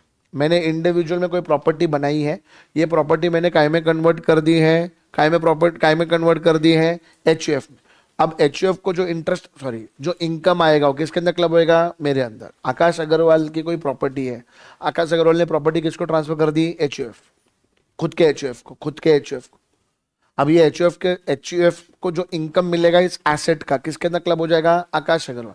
सिंपल है ना, हम लोग तो बेनिफिट ले रहे हैं ना, हमारी इनकम को डाइवर्ट कर रहे हैं, हम ही हमारा पर्सन जनरेट कर रहे हैं। बोले काम करता हूँ, अभी मेरे पास एक एसेट पड़ा हुआ है, या एसेट में मेरे HUF को ट्रांसफर कर देता हूँ, कंट्रोल तो मेरा ही हो गया। इनकम किसको मिलेंगी, HUF को। मेरे को टैक्स बेनिफिट मिलेगा क्या, हाँ, क्योंकि HUF is all together a different person. In income tax individual and HUF are two different person. That is a benefit individual gets under income tax. आप HUF बना लो तो आपका एक और पर्सन जनरेट हो जाता है, आप उसका क्या ले सकते हो, इनकम टैक्स का बेनिफिट। तो लॉ मेकर ने बोला अगर आपने कोई खुद के पैसे से कमाई हुई प्रॉपर्टी, आपके खुद के पैसों से आपने क्या करी हुई प्रॉपर्टी कमाई है, ये प्रॉपर्टी को आप कन्वर्ट करते हो HUF के अंदर, तो HUF जो इनकम कमाएगा ये प्रॉपर्टी से, ये आपके अंदर क्या हो जाएगा, क्लब। कल जाके HUF का क्या हो गया, बंटवारा।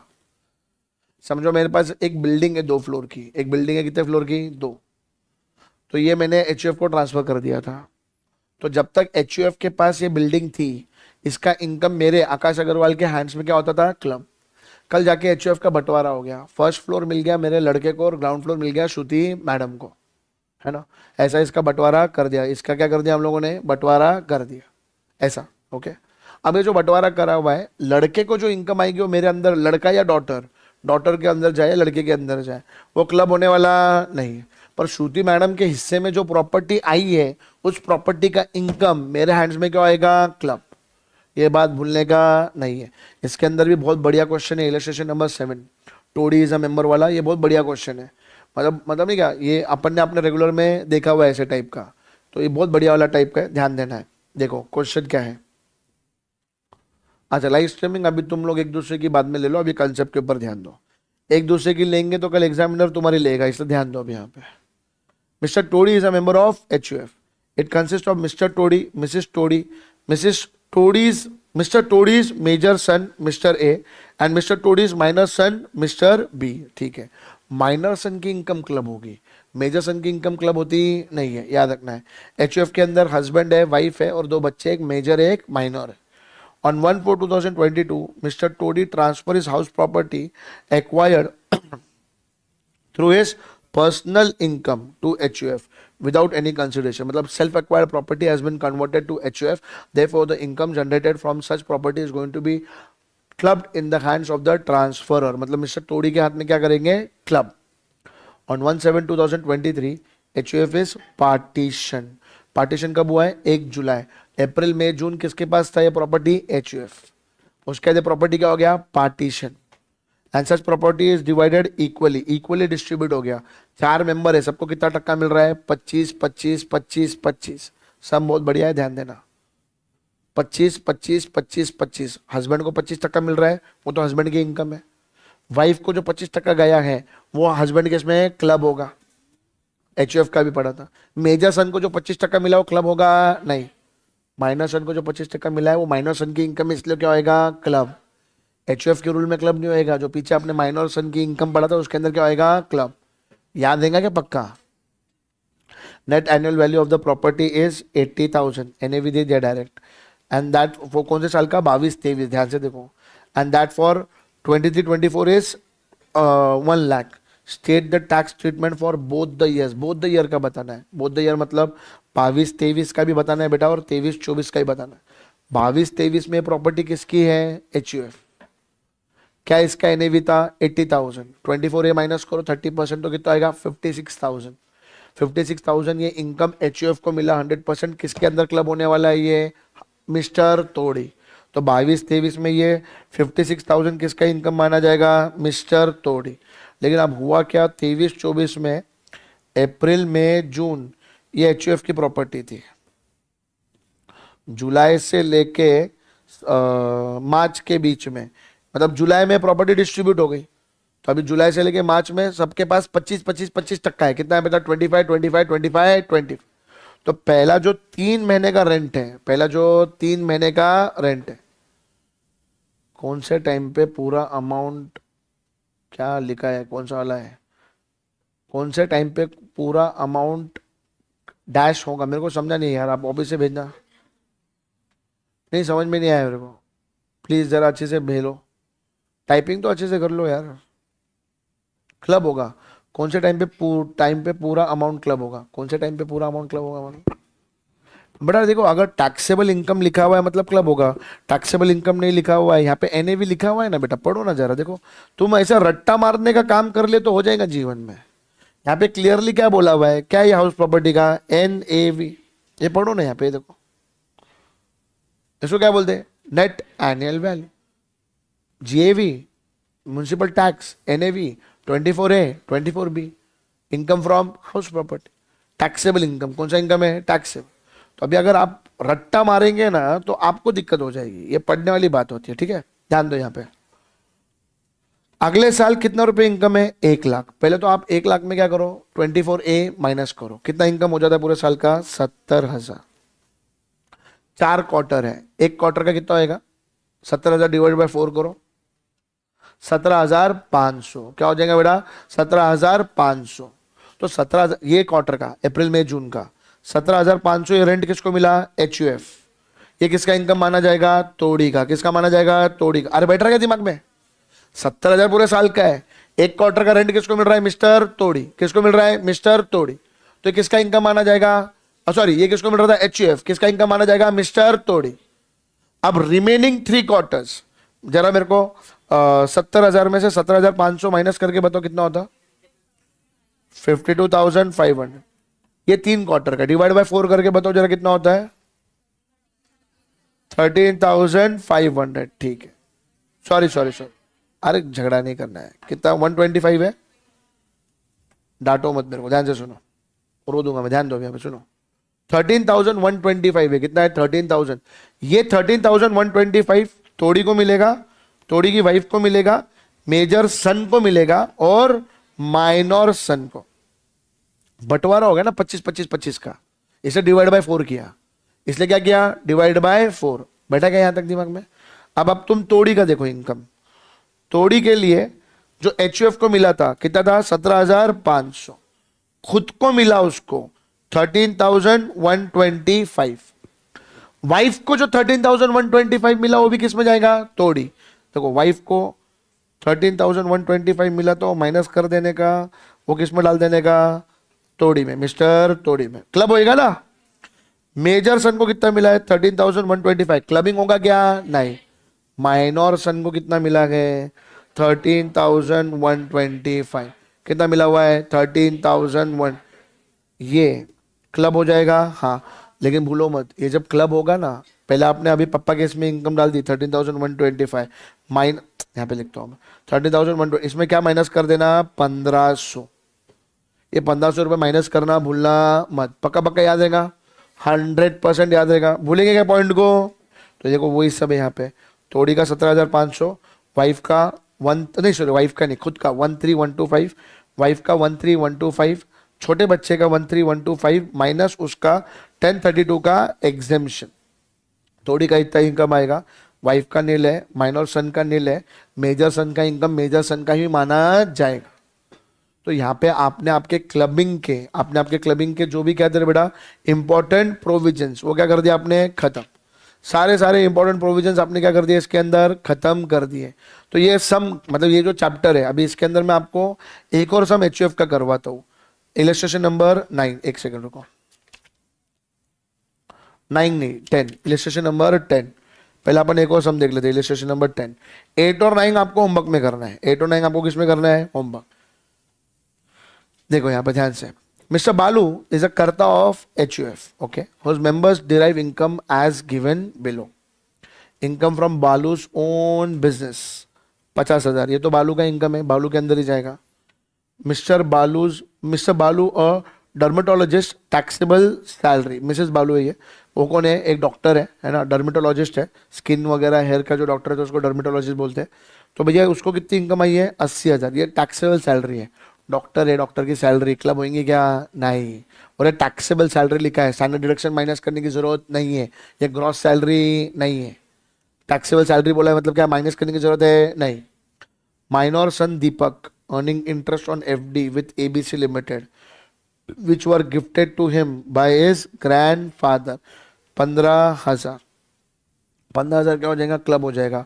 मम्मी या तो पापा जिसकी इनकम क्या है, ज्यादा, मम्मी की इनकम ज्यादा है, पापा की इनकम कम है, मम्मी की इनकम 80,000 है, पापा की इनकम 50,000 है, 15,000 रुपये में से 1,500 रुपये माइनस करेंगे, 13,500, मम्मी के अंदर क्या करेंगे, club.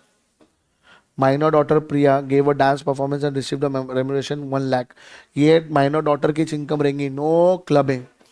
Deepak got winning from lottery, Deepak को क्या मिला है, लॉटरी का इनकम, कितने रुपए मिला है, 2 लाख, ये क्या हो जाएगा, क्लब। किसके अंदर क्लब होगा, मम्मा, किसके अंदर क्लब होएगा, मम्मी। ध्यान से सुनना है, मम्मी के अंदर ही क्लब होएगा। दीपक को जब लॉटरी की इनकम मिले तो 60,000 रुपये का टीडीएस माइनस हुआ रहेगा ना, तो ये टीडीएस का भी बेनिफिट कौन लेगी, mummy.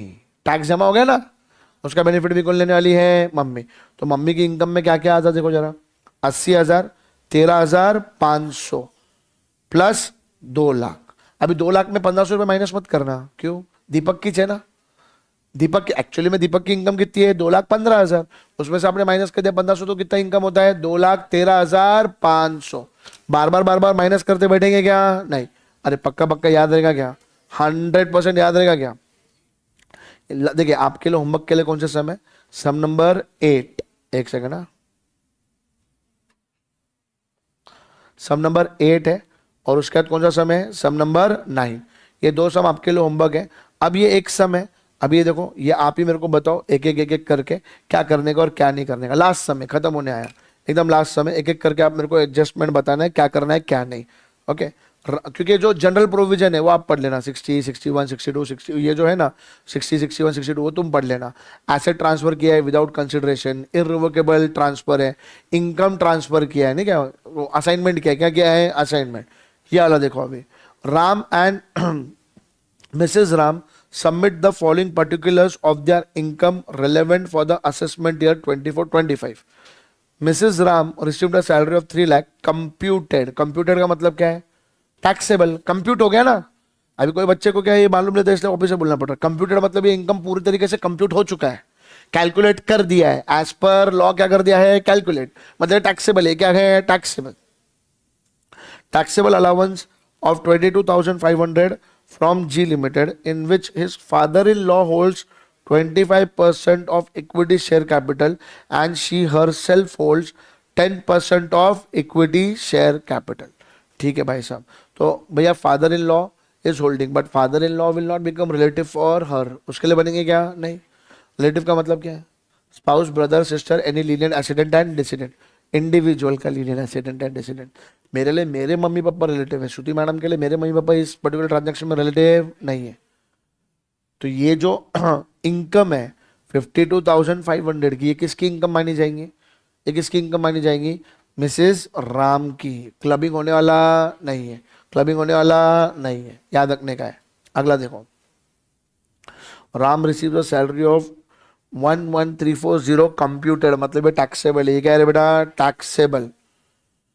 From S limited, in which Mrs Ram, her sister, her brother hold 21% of the equity share capital. मतलब मिसेस राम का क्या है? Substantial interest. पार्टनर को एक फर्म में से मिलता है पैसा जिसके अंदर, पार्टनर ही बोला, स्पाउस को एक फर्म में से मिलता है पैसा जिसके अंदर स्पाउस, दूसरे स्पाउस का क्या है? खुद का या खुद के रिलेटिव के साथ मिला के क्या है? Substantial interest.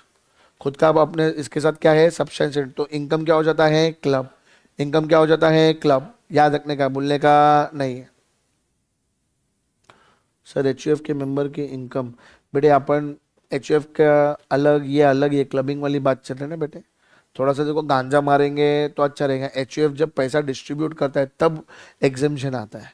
यहाँ पे अपन क्लबिंग की पार्ट पढ़ रहे हैं कि अपन ने खुद की प्रॉपर्टी को कन्वर्ट करके एचयूएफ को दिया. होता क्या है, तुम दो दो तीन तीन प्रोविजन मिक्स कर देते हो. प्रोविजन मिक्स मत करो बिना मतलब का, है ना. अब ये ध्यान दो, ये राम को मिला है सैलरी. किधर भी बोला है क्या राम क्वालिफाइड वगैरह? पढ़ लेते हैं. नहीं, किधर भी नहीं बोला है. राम क्वालिफाइड वगैरह बोला है क्या? नहीं. तो अभी अपने ऊपर अजम्पशन करना. मैं नोट लिखने में प्रेफर करूंगा कि I will be writing a note. I assume that Ram is not having the requisite qualification, therefore I have done clubbing. If Ram would have had requisite qualification, talent, skill, then clubbing provision would have not been applicable. तो note लिख के आपको क्या करना पड़ेगा? आपका transaction को effect देना पड़ेगा. इधर दिया नहीं है तो मैं क्या अज्यूम कर रहा? राम के पास रिक्विजिट नॉलेज नहीं है. राम के पास रिक्विजिट नॉलेज, अरे दिमाग में बैठ रहा है क्या पक्का? तो ये क्या कर देंगे अपन? क्लब. किसके अंदर क्लब कर देंगे? मिसेस राम. किसके अंदर चला जाएगा? Mrs Ram. Okay.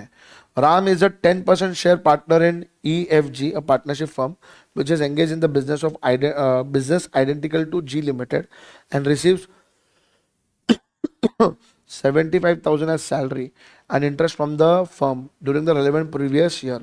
None of the relative of Ram has any interest in the firm. कुछ भी लेना देना नहीं है. ये किसकी इनकम है? राम की. क्लबिंग वगैरह होएगा क्या? नहीं. ये तो ये 75,000 किसकी इनकम है? Mister Ram. Mrs. Ram is employed by the firm EFG on a salary of 9,000 rupees per annum. Computed है. First of all, क्या राम जिस पार्टनरशिप फर्म में पार्टनर है उसका उस पर सब्सटेंशियल इंटरेस्ट है क्या? नहीं. तो क्लबिंग के प्रोविजन आएंगे क्या? नहीं. ये इनकम किसकी मानी जाएंगी? Mrs Ram. Interest of minor daughter of Ram from a partnership firm is 43,500. यहाँ पे अपने को क्या करना पड़ेगा? पहले कौन से पेरेंट की इनकम ग्रेटर है अपने को चेक करना पड़ेगा. उसी के बाद क्या करेंगे? क्लबिंग. अगर आप, मेरे को अभी तक जितना समझ में आ रहा है, इनकम ज्यादातर किसकी है? मिसेज राम की. क्लबिंग होएगा वाइफ के अंदर, मतलब मम्मी के अंदर. कितना इनकम? 43,500. 1500 रुपये माइनस करेंगे तो कितना हो जाएगा? 42,000. 42,000 क्या होएगा? क्लब. लेकिन ये अपन लास्ट में इफेक्ट करेंगे. पहले इंडिविजुअल की पूरी इनकम निकाल देंगे, जिसकी इनकम ग्रेटर है उसके अंदर क्या कर देंगे? Club. Mrs. Ram transferred 1 lakh on 20th/5/1973 and 70,000 on 15/6/1973 to her daughter-in-law, who invested the aforesaid fund in a partnership firm at the rate 12% per annum.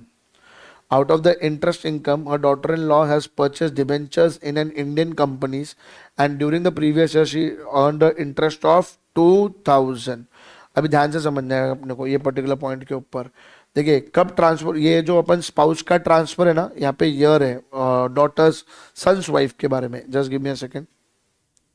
Sons wife, son's wife, son's wife,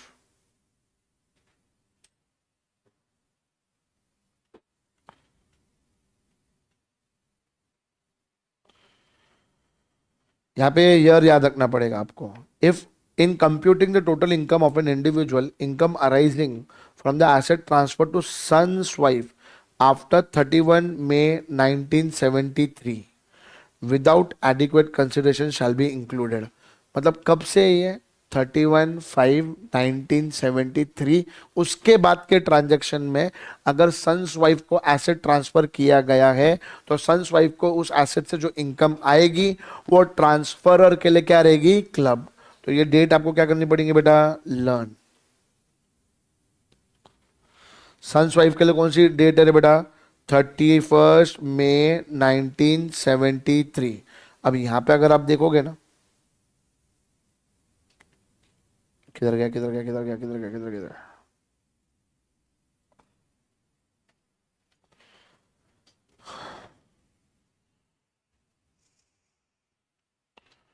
Mrs Ram transfer 1 lakh on 20th May 1973, इसका income club होएगा नहीं। ये जो 1 lakh transfer किया ये 31 मई के पहले किया ना, 31 मई के बाद वाला जो एसेट ट्रांसफर किया जाता है उसका इनकम क्या किया जाता है बेटा, क्लब। उसके पहले के ट्रांसफर का क्लब होगा क्या, नहीं। ये पॉइंट याद रखो, इंस्टीट्यूट ने उसके ऊपर एडजस्टमेंट पूछ लिया, ये रेलेवेंट नहीं था, कोई सेंस ही नहीं, बहुत साल पहले का है, बट इंस्टीट्यूट ने अभी क्या पूछ लिया इसके ऊपर पॉइंट। तो मतलब ये लोग क्या कर सकते हैं, एमसीक्यू वगैरह में डाल सकते हैं। फिर अपने लिए ऐसा हो जाएगा, अरे ये तो अपन ने पढ़ा हुआ नहीं है ना, तो इसलिए पॉइंट के ऊपर ध्यान दो।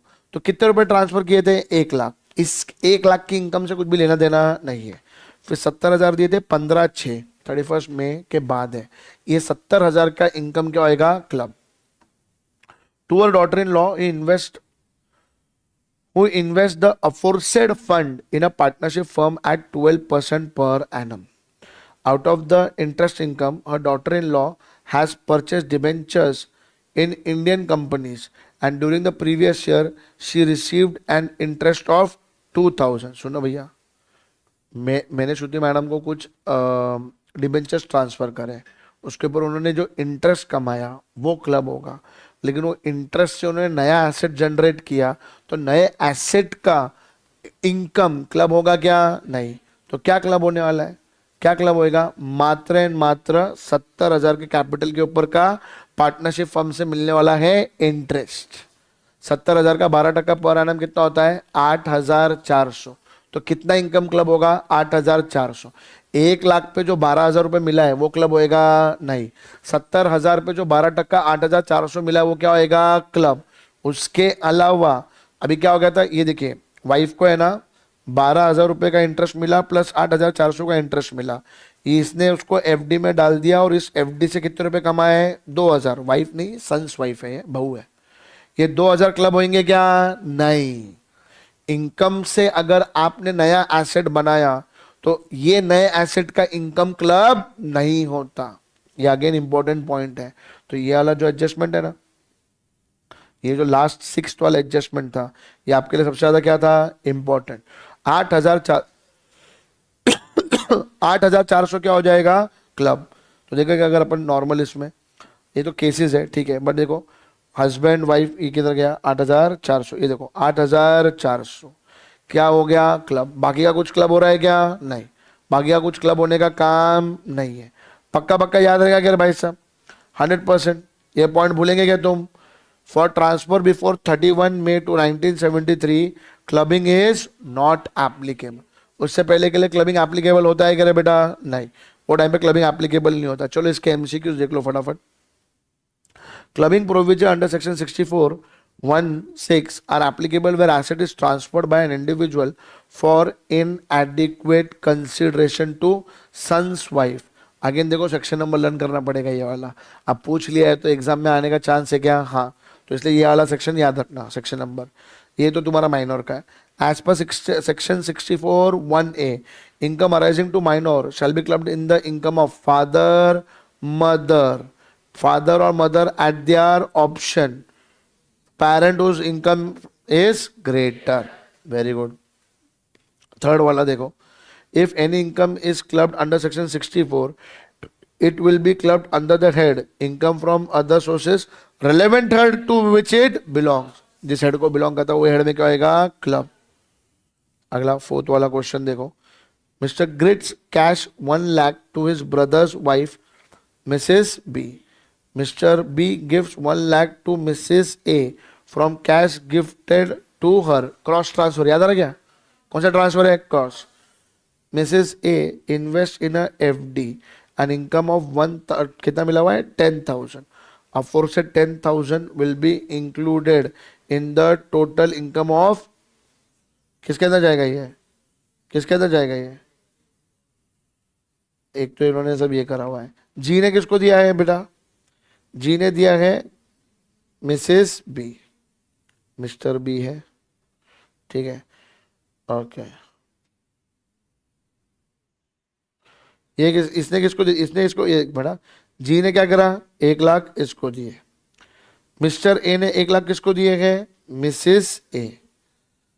अब invest in FD income from there is 10,000, okay. ये 1 लाख रुपए से काय में डाल दिए, एफडी। एफडी पे क्या आया, इंटरेस्ट। ये कौन सा ट्रांसफर है, क्रॉस ट्रांसफर। ये क्रॉस ट्रांसफर है तो वाइफ की जो इनकम है किसके अंदर जाएगी, हस्बैंड। तो यहाँ पे जो आंसर आएगा ना वो क्या है, इन्होंने देखो गलती से मिसप्रिंट हुआ, देखो दिख रहा है कि ये मिसेज ए 2 बार आ गया है, बराबर है क्या। ये किसके अंदर जाने वाला है, मिस्टर ए। यहाँ पे भी बेसिकली मेरे हिसाब से इनको क्या लिखना रहेगा, मिस्टर ए। इसने अपने वाइफ भाई की वाइफ को क्या दिया है, 1 लाख का गिफ्ट, तो किसके अंदर जाएगा ये, मिस्टर ए। तो अगर आप देखो सेक्शन नंबर के ऊपर भी क्या आ चुका है, एमसीक्यू। जाने देंगे क्या, नहीं। तो यहाँ पे आपका एक और चैप्टर कौन सा खत्म हो जाता है बेटा, क्लबिंग। कौन सा चैप्टर खत्म हो गया, क्लबिंग। अब एक आपका इंपॉर्टेंट चैप्टर कौन सा है, एक सेट ऑफ है, दूसरा कौन सा है, टीडीएस। 2 चैप्टर अभी आपके क्या रहते हैं इसके अंदर, पेंडिंग। कल हम लोग कौन सा चैप्टर पढ़ने वाले हैं, सेट ऑफ। कल हम लोग 1:30 बजे या 2 बजे, 2 बजे पकड़ो तुम, 1:30 तो नहीं, 2 बजे के आसपास अगर अपने को जम रहा है तो 2 बजे अपन क्या ले लेंगे अपना। 1 बजे के आसपास मैं तुमको बता दूंगा कि 2 बजे लेक्चर है या नहीं, वरना तो कब लेंगे अपन, शाम को। वरना कब लेंगे अपन इसको, शाम को। कल सेट ऑफ खत्म करेंगे, परसों क्या ले लेंगे फिर अपन, टीडीएस। तो यहां से हमारा क्या होता है, डीटी खत्म होता है। फिर उसके बाद अपने को किस पे जाने को मिलता है, आईडीटी। पक्का पक्का याद रहेगा, 100%। अभी बस मेरे को एक ही बात बताओ फटाफट में भाई, अगर मैं तुमको पूछूं यहाँ पे क्लबिंग के बारे में, क्लबिंग हो गया, फिर कौन सा चैप्टर है छोटे में, रेसिडेंशियल स्टेटस, एग्रीकल्चरल इनकम, और कौन सा चैप्टर है छोटे में, कौन सा है, डिडक्शन। ये 4 चैप्टर बराबर है बेटा। कितना टाइम लगेगा तुमको क्लबिंग करने के लिए, 1 घंटा क्या 2 घंटा, 1 घंटे में होता है, तुमने बोला है। Residential status including incidence of tax कितना घंटा लगेगा, 1:30 बोलते तुम, मैं 2 घंटा डाल देता हूँ। एग्रीकल्चर इनकम 1 घंटा, ठीक है भाई साहब। डिडक्शन 3 घंटे लिख दूं यहाँ पे मैं, हाँ। कितने घंटे हो रहे हैं आपके, 4 7 घंटे में ये चैप्टर आपके खत्म होते हैं। इसके अलावा रिटर्न ऑफ इनकम का चैप्टर है जो अपन ने अभी फेज 2 स्टार्ट करने से पहले, मतलब ऊटी जाने से पहले अपन ने रेगुलर में क्या किया था, खत्म। कितनी देर में होता हो चैप्टर, 1 घंटा। मैं उसको 2 घंटा लिख दूं क्या, तुम्हारे लिए लिख रहा हूं मैं, 1 घंटे का चैप्टर है, फिर भी कितना लिख रहा हूं, 2। एडवांस टैक्स कितना घंटा, 1, ठीक है। Set of and carry forward तो कल करेंगे अपन, पर कितना टाइम लग जाएगा आपको, कितना लग जाएगा, 2 घंटा लग जाएगा सेट ऑफ को। टीडीएस 3 4 कितना घंटा बोलना है, 3। कितने घंटे हो रहे हैं आपके, 5 7 8, 8 आवर्स हो रहे, कितने हैं, 7, 15 आवर्स।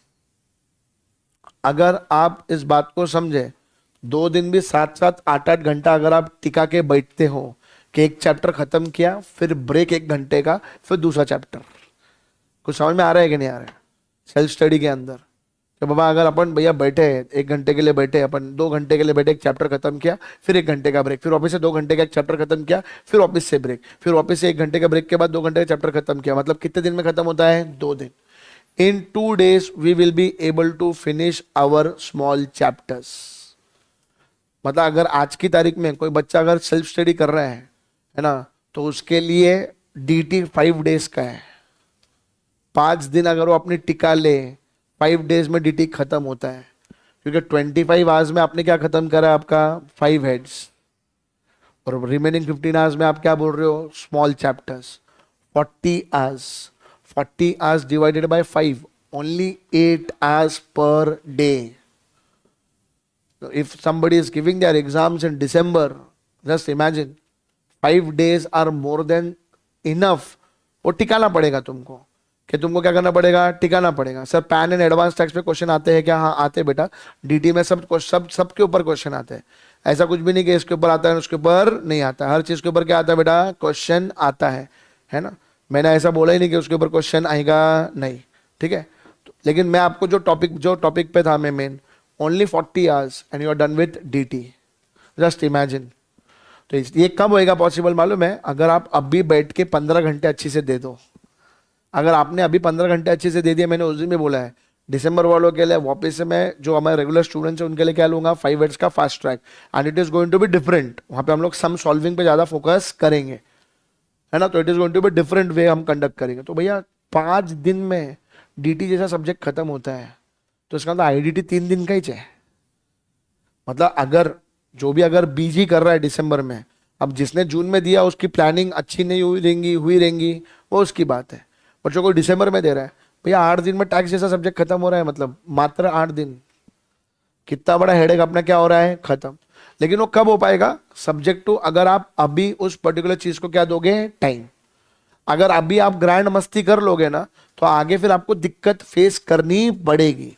ये क्यों हो पाता है ना, ये आज क्यों श्रिंक होते हैं ना, क्योंकि हमने स्टार्टिंग में टाइम दिया है। विदाउट गिविंग टाइम ये आज श्रिंक होते नहीं है। फिर कभी कभी बच्चे बोलते कि सर हम लोग ने कितनी बार पढ़ना चाहिए। देखो अगर आप एग्जाम दे रहे हो ना, मैं एग्जाम के एक दिन के अलावा की बात कर रहा हूं। Suppose you are giving your exams in December, तो दिसंबर में आप एग्जाम दोगे, तो सर हमने सब्जेक्ट्स कितनी बार पढ़ने चाहिए। अब डिपेंड करता है सब्जेक्ट टू सब्जेक्ट, बड़ा सब्जेक्ट छोटा सब्जेक्ट नाम का चीज रहता है। कोई कोई सब्जेक्ट के ऊपर आपका ग्रिप अलग रहता है। बात समझ में आ रहा है क्या बोलो? Let's don't take me wrong, we talk about accounts. Accounts is something जिसपे आपका ग्रिप है। अकाउंट्स इज समथिंग के जिस दिन ठीक है आपने बहुत दिन हो गए हाथ नहीं लगाया रहेगा, लेकिन जिस दिन आप उसको करने जाओगे तो आपका मोमेंटम फास्ट आएगा, और आपके इंटरेस्ट एरिया वाला सब्जेक्ट है, आपको टेंशन आता नहीं है। साइकोलॉजी समझो, but let's talk about tax. कितना भी करो क्या पड़ता है, कम। कॉस्टिंग जितना भी करो क्या पड़ता है, कम। तो अगर मेरे को कोई पूछता है, मैंने मेरे स्टूडेंट लाइफ में क्या किया है, मैंने मेरे स्टूडेंट लाइफ के अंदर जो बड़े सब्जेक्ट्स थे, वो बड़े सब्जेक्ट्स को मैं एग्जाम के पहले मिनिमम 4 बार फिनिश करता था। कितनी बार फिनिश करता था, 4। सेल्फ स्टडी की बात कर रहा हूं, मिनिमम कितनी बार फिनिश होता है, 4। और एग्जाम के एक दिन पहले अगर अपन ने पढ़ लिया तो कितनी बार हो गया, 5। मैंने पढ़ाया रेगुलर, मैंने पढ़ाया सक्सेस बैच, मैंने पढ़ाया फास्ट ट्रैक बैच, मैंने पढ़ाया फिर से सक्सेस बैच। 4 बार तो मैंने पढ़ाया, 5 बार तुमने पढ़ लिया, फिर कैसे फेल होते? बात समझना पड़ेगा, यहां पे करना पड़ेगा। बाबा रामदेव क्या बोलते, तुम भागते करने से, क्यों तुम डरते, डरने का नहीं। मिनिमम 4 से 5 बार, मैं 4 बार पढ़ा हुआ हूं। टैक्स जैसा सब्जेक्ट, कॉस्टिंग जैसा सब्जेक्ट, FM जैसा सब्जेक्ट, मैं 4 बार पढ़ता था। माफा था फाइनल में, 4 बार पढ़ा हुआ है, 4 बार, मिनिमम 4। एग्जाम के एक दिन पहले वो अलग आ, एग्जाम के एक दिन, और मेरे को एक बात बताओ, फिर एग्जाम के एक दिन पहले पढ़ेंगे, 5 बार हो गया। और अगेन मैं मेरे ऐसे स्टूडेंट की बात कर रहा हूं, मेरे लिए तो बहुत इंपॉर्टेंट क्या था, एग्जाम की एक रात पहले मेरा सिलेबस 100% कंप्लीट होना चाहिए। मेरे को कॉन्फिडेंस ही नहीं आता था, मेरे पेपर में धज्जियां उड़ जाती थी। अपने को जमता नहीं था रे बाबा, अपने को, मैंने बोला था थोड़े दिन पहले, 1-2 दिन पहले, मेरे को जमता ही नहीं था। तो आप वो बात को समझो, आपने जो मेहनत किया है ना, आपने जो धीरे धीरे धीरे लड़ते झगड़ते रेंगते रोते आपने मेहनत किया है, वो बात समझो। आपको लगेगा कि सर हमको टॉन्ट मार रहे, नहीं, आप आपके समय का महत्व समझो। यू हैव इन्वेस्टेड टाइम, तो वो रिटर्न आना चाहिए। वो रिटर्न कैसे आएगा? अभी इसमें से अगर किसी बच्चे ने 2 बारी किया, 2.5 बारी किया, 1.5 बारी किया, तो उसके कहानी खत्म होने वाला है। और फिर बाद में मार्क्स कम आते हैं, 170 आते हैं, 180 आते हैं, 190 आते हैं, वो बच्चा बेचारा क्या हो जाता है? फेल। फेल होने के बाद फिर उसको लगता है यार मेरे को तो इतनी मेहनत करने के बाद भी हो रहा नहीं है। भाई जितनी बार करना था उतनी बार किया क्या? नहीं, उतनी बार करना पड़ेगा ही, उसके बिना तू पास हो सकता नहीं। तो imagine, just understand, big subjects like tax 4 times minimum, big subject like costing 4 times minimum, subject like accounts 2 times is more than enough, subject like law 2 times, sir के ऊपर पानी 3 times, पर 2 times अच्छी से बैठना पड़ता। अगेन अभी तक मैं लॉ के बारे में बहुत बात नहीं करे हुए, जून अटम के बच्चों के लिए तो जब मैं पढ़ाऊंगा तब मैं बात करूंगा, दिसंबर अटम के बच्चों का वहां पे बात करो। 2 बार अच्छी से बैठ के किया ना लॉ जैसा सब्जेक्ट, फिर डायरेक्ट तीसरी बार बुक खोला, पार्ट पार्ट पार्ट पार्ट याद होता है। पर वो 2 बार अच्छी से बैठ के करना पड़ेगा कि नहीं करना पड़ेगा? हाँ, तो ये आपको करना ही पड़ेगा। और अगेन ग्रुप 1 में आपको इतनी बार करना है, ग्रुप 2 में सब्जेक्ट्स आपको 2 बार ही करने पड़ेंगे। ग्रुप 2 में इतनी बार पढ़ने की जरूरत नहीं है। ग्रुप 2 कंपैरेटिवली क्या है? इजी। वो क्यों इजी लगता है? क्योंकि ग्रुप 1 की पढ़ाई हो गई है। ग्रुप 1 पढ़ते पढ़ते पढ़ते उतना डेटा लेने की अपने को बेटा क्या हो गई है? आदत। दैट इज द रीजन वो आपको क्या पढ़ने लग जाता है? इजी। पक्का पक्का याद रहेगा क्या? 100%। ओके, लाइव स्ट्रीमिंग सर सच बता रहा हूँ, टैक्सेशन का टेंशन रहा नहीं। अच्छा अच्छा, आपने पढ़ा तो आपको बेनिफिट मिला हुआ है। ओके बेटा, 100% आपको बेनिफिट मिलेगा। आप पढ़ेंगे तो 100% लेक्चर अटेंड करो, आपको बेनिफिट मिलने वाला है। बोध ग्रुप जून के लिए भैया, जो बोध ग्रुप जून में दे रहा है डेली पढ़ना पड़ेगा, 10 से 12 घंटा पढ़ो। उसके अलावा आपके पास कोई ऑप्शन नहीं है। अगर कोई बच्चा बोध ग्रुप देता है तो उसने दिन में 3 से 4 घंटा ग्रुप 2 को देना चाहिए और 7-8 घंटा ग्रुप 1 को देना चाहिए। ये एकदम सिंपल सी चीज है। पक्का पक्का याद रहेगा? यस, ठीक है। और क्या क्वेरी था तुम्हारा? अच्छा, thank you for your wishes, thank you thank you thank you. अभी अच्छे तरीके से आप लोग बस क्या करो? पढ़ने का काम करो। कल अपन कितने बजे, देखो जो भी रहेंगे बच्चे लोग रेगुलर वाले, 11 बजे आपका क्या लेक्चर रहेगा? एफएम। हाई चांसेस 2 बजे हम लोग क्या पढ़े? Set of. सेट ऑफ में अपने को ना 3-4 सम सॉल्व करना है। हमारी सबसे बड़ी गलती किधर होती है सेट ऑफ के अंदर? सॉल्विंग में। काय में गलती होती है? सॉल्विंग। लास्ट में मैराथन लेंगे? नहीं रे बेटा, लास्ट में कुछ नहीं होने वाला है। इतना करा लिया, अभी यही मेरे से नहीं हो रहा है, समझ ले तू, है ना। और क्या अभी जान लेगा क्या कि मैं लास्ट को भी आऊँ फिर मैराथन लूँ? मैराथन का एक्चुअली में सेंस भी नहीं बनता है इंटर के बच्चों को, हंसी मजाक की बात है। लास्ट के 1 दिन पहले तो आपने खुद का पढ़ना चाहिए, ठीक है। मेरे को मेरे यूट्यूब के लिए शायद मेरे को कुछ करना पड़े तो मैं कर लूँ, ये भी मैं यूट्यूब पे बोल रहा हूँ। डिमांड सप्लाई का खेल है। तुम लोग को सिर्फ चाहिए, उपयोग करते आता नहीं है, नहीं वो इंपॉर्टेंट है। तो भैया एग्जाम के 1 दिन पहले तो आपने पढ़ाई करनी चाहिए। अच्छा, आपको पार्टी चाहिए? हाँ आ जाइए आप, कल आप आ जाइए। हमने सुबह 11 बजे एक बहुत शानदार पार्टी रखी हुई है, तो आप आ सकते हो। लेकिन 11 बजे कल शार्प आना पड़ेगा। अगर आप 11:01 को भी आए ना तो हमारे टीममेट्स आपको अंदर लेंगे नहीं। मेरे को कोई प्रॉब्लम नहीं है, आपने पार्टी मांगी है और मैंने क्या बोल दिया है? हाँ बोल दिया है, तो आप कभी भी आ सकते हो, लेकिन 11 बजे आना पड़ेगा। कितने बजे आना पड़ेगा? 11 बजे, ठीक है। तो बाकी मेरे को नहीं लगता और कोई जेन्युइन डाउट मेरे को दिख रहा नहीं है। That's it, see you guys tomorrow, bye bye, take care. जाने से पहले बेटा पढ़ो, क्योंकि पढ़ेंगे तभी जाकर आगे बढ़ेंगे, और आगे बढ़ेंगे तो ही जाकर आप आपके मम्मी पापा के सपने क्या कर पाएंगे? पूरे कर पाएंगे। That's it, bye bye, take care, bye bye. Batch code, batch code बेटा आपको इस पे दिखेगा।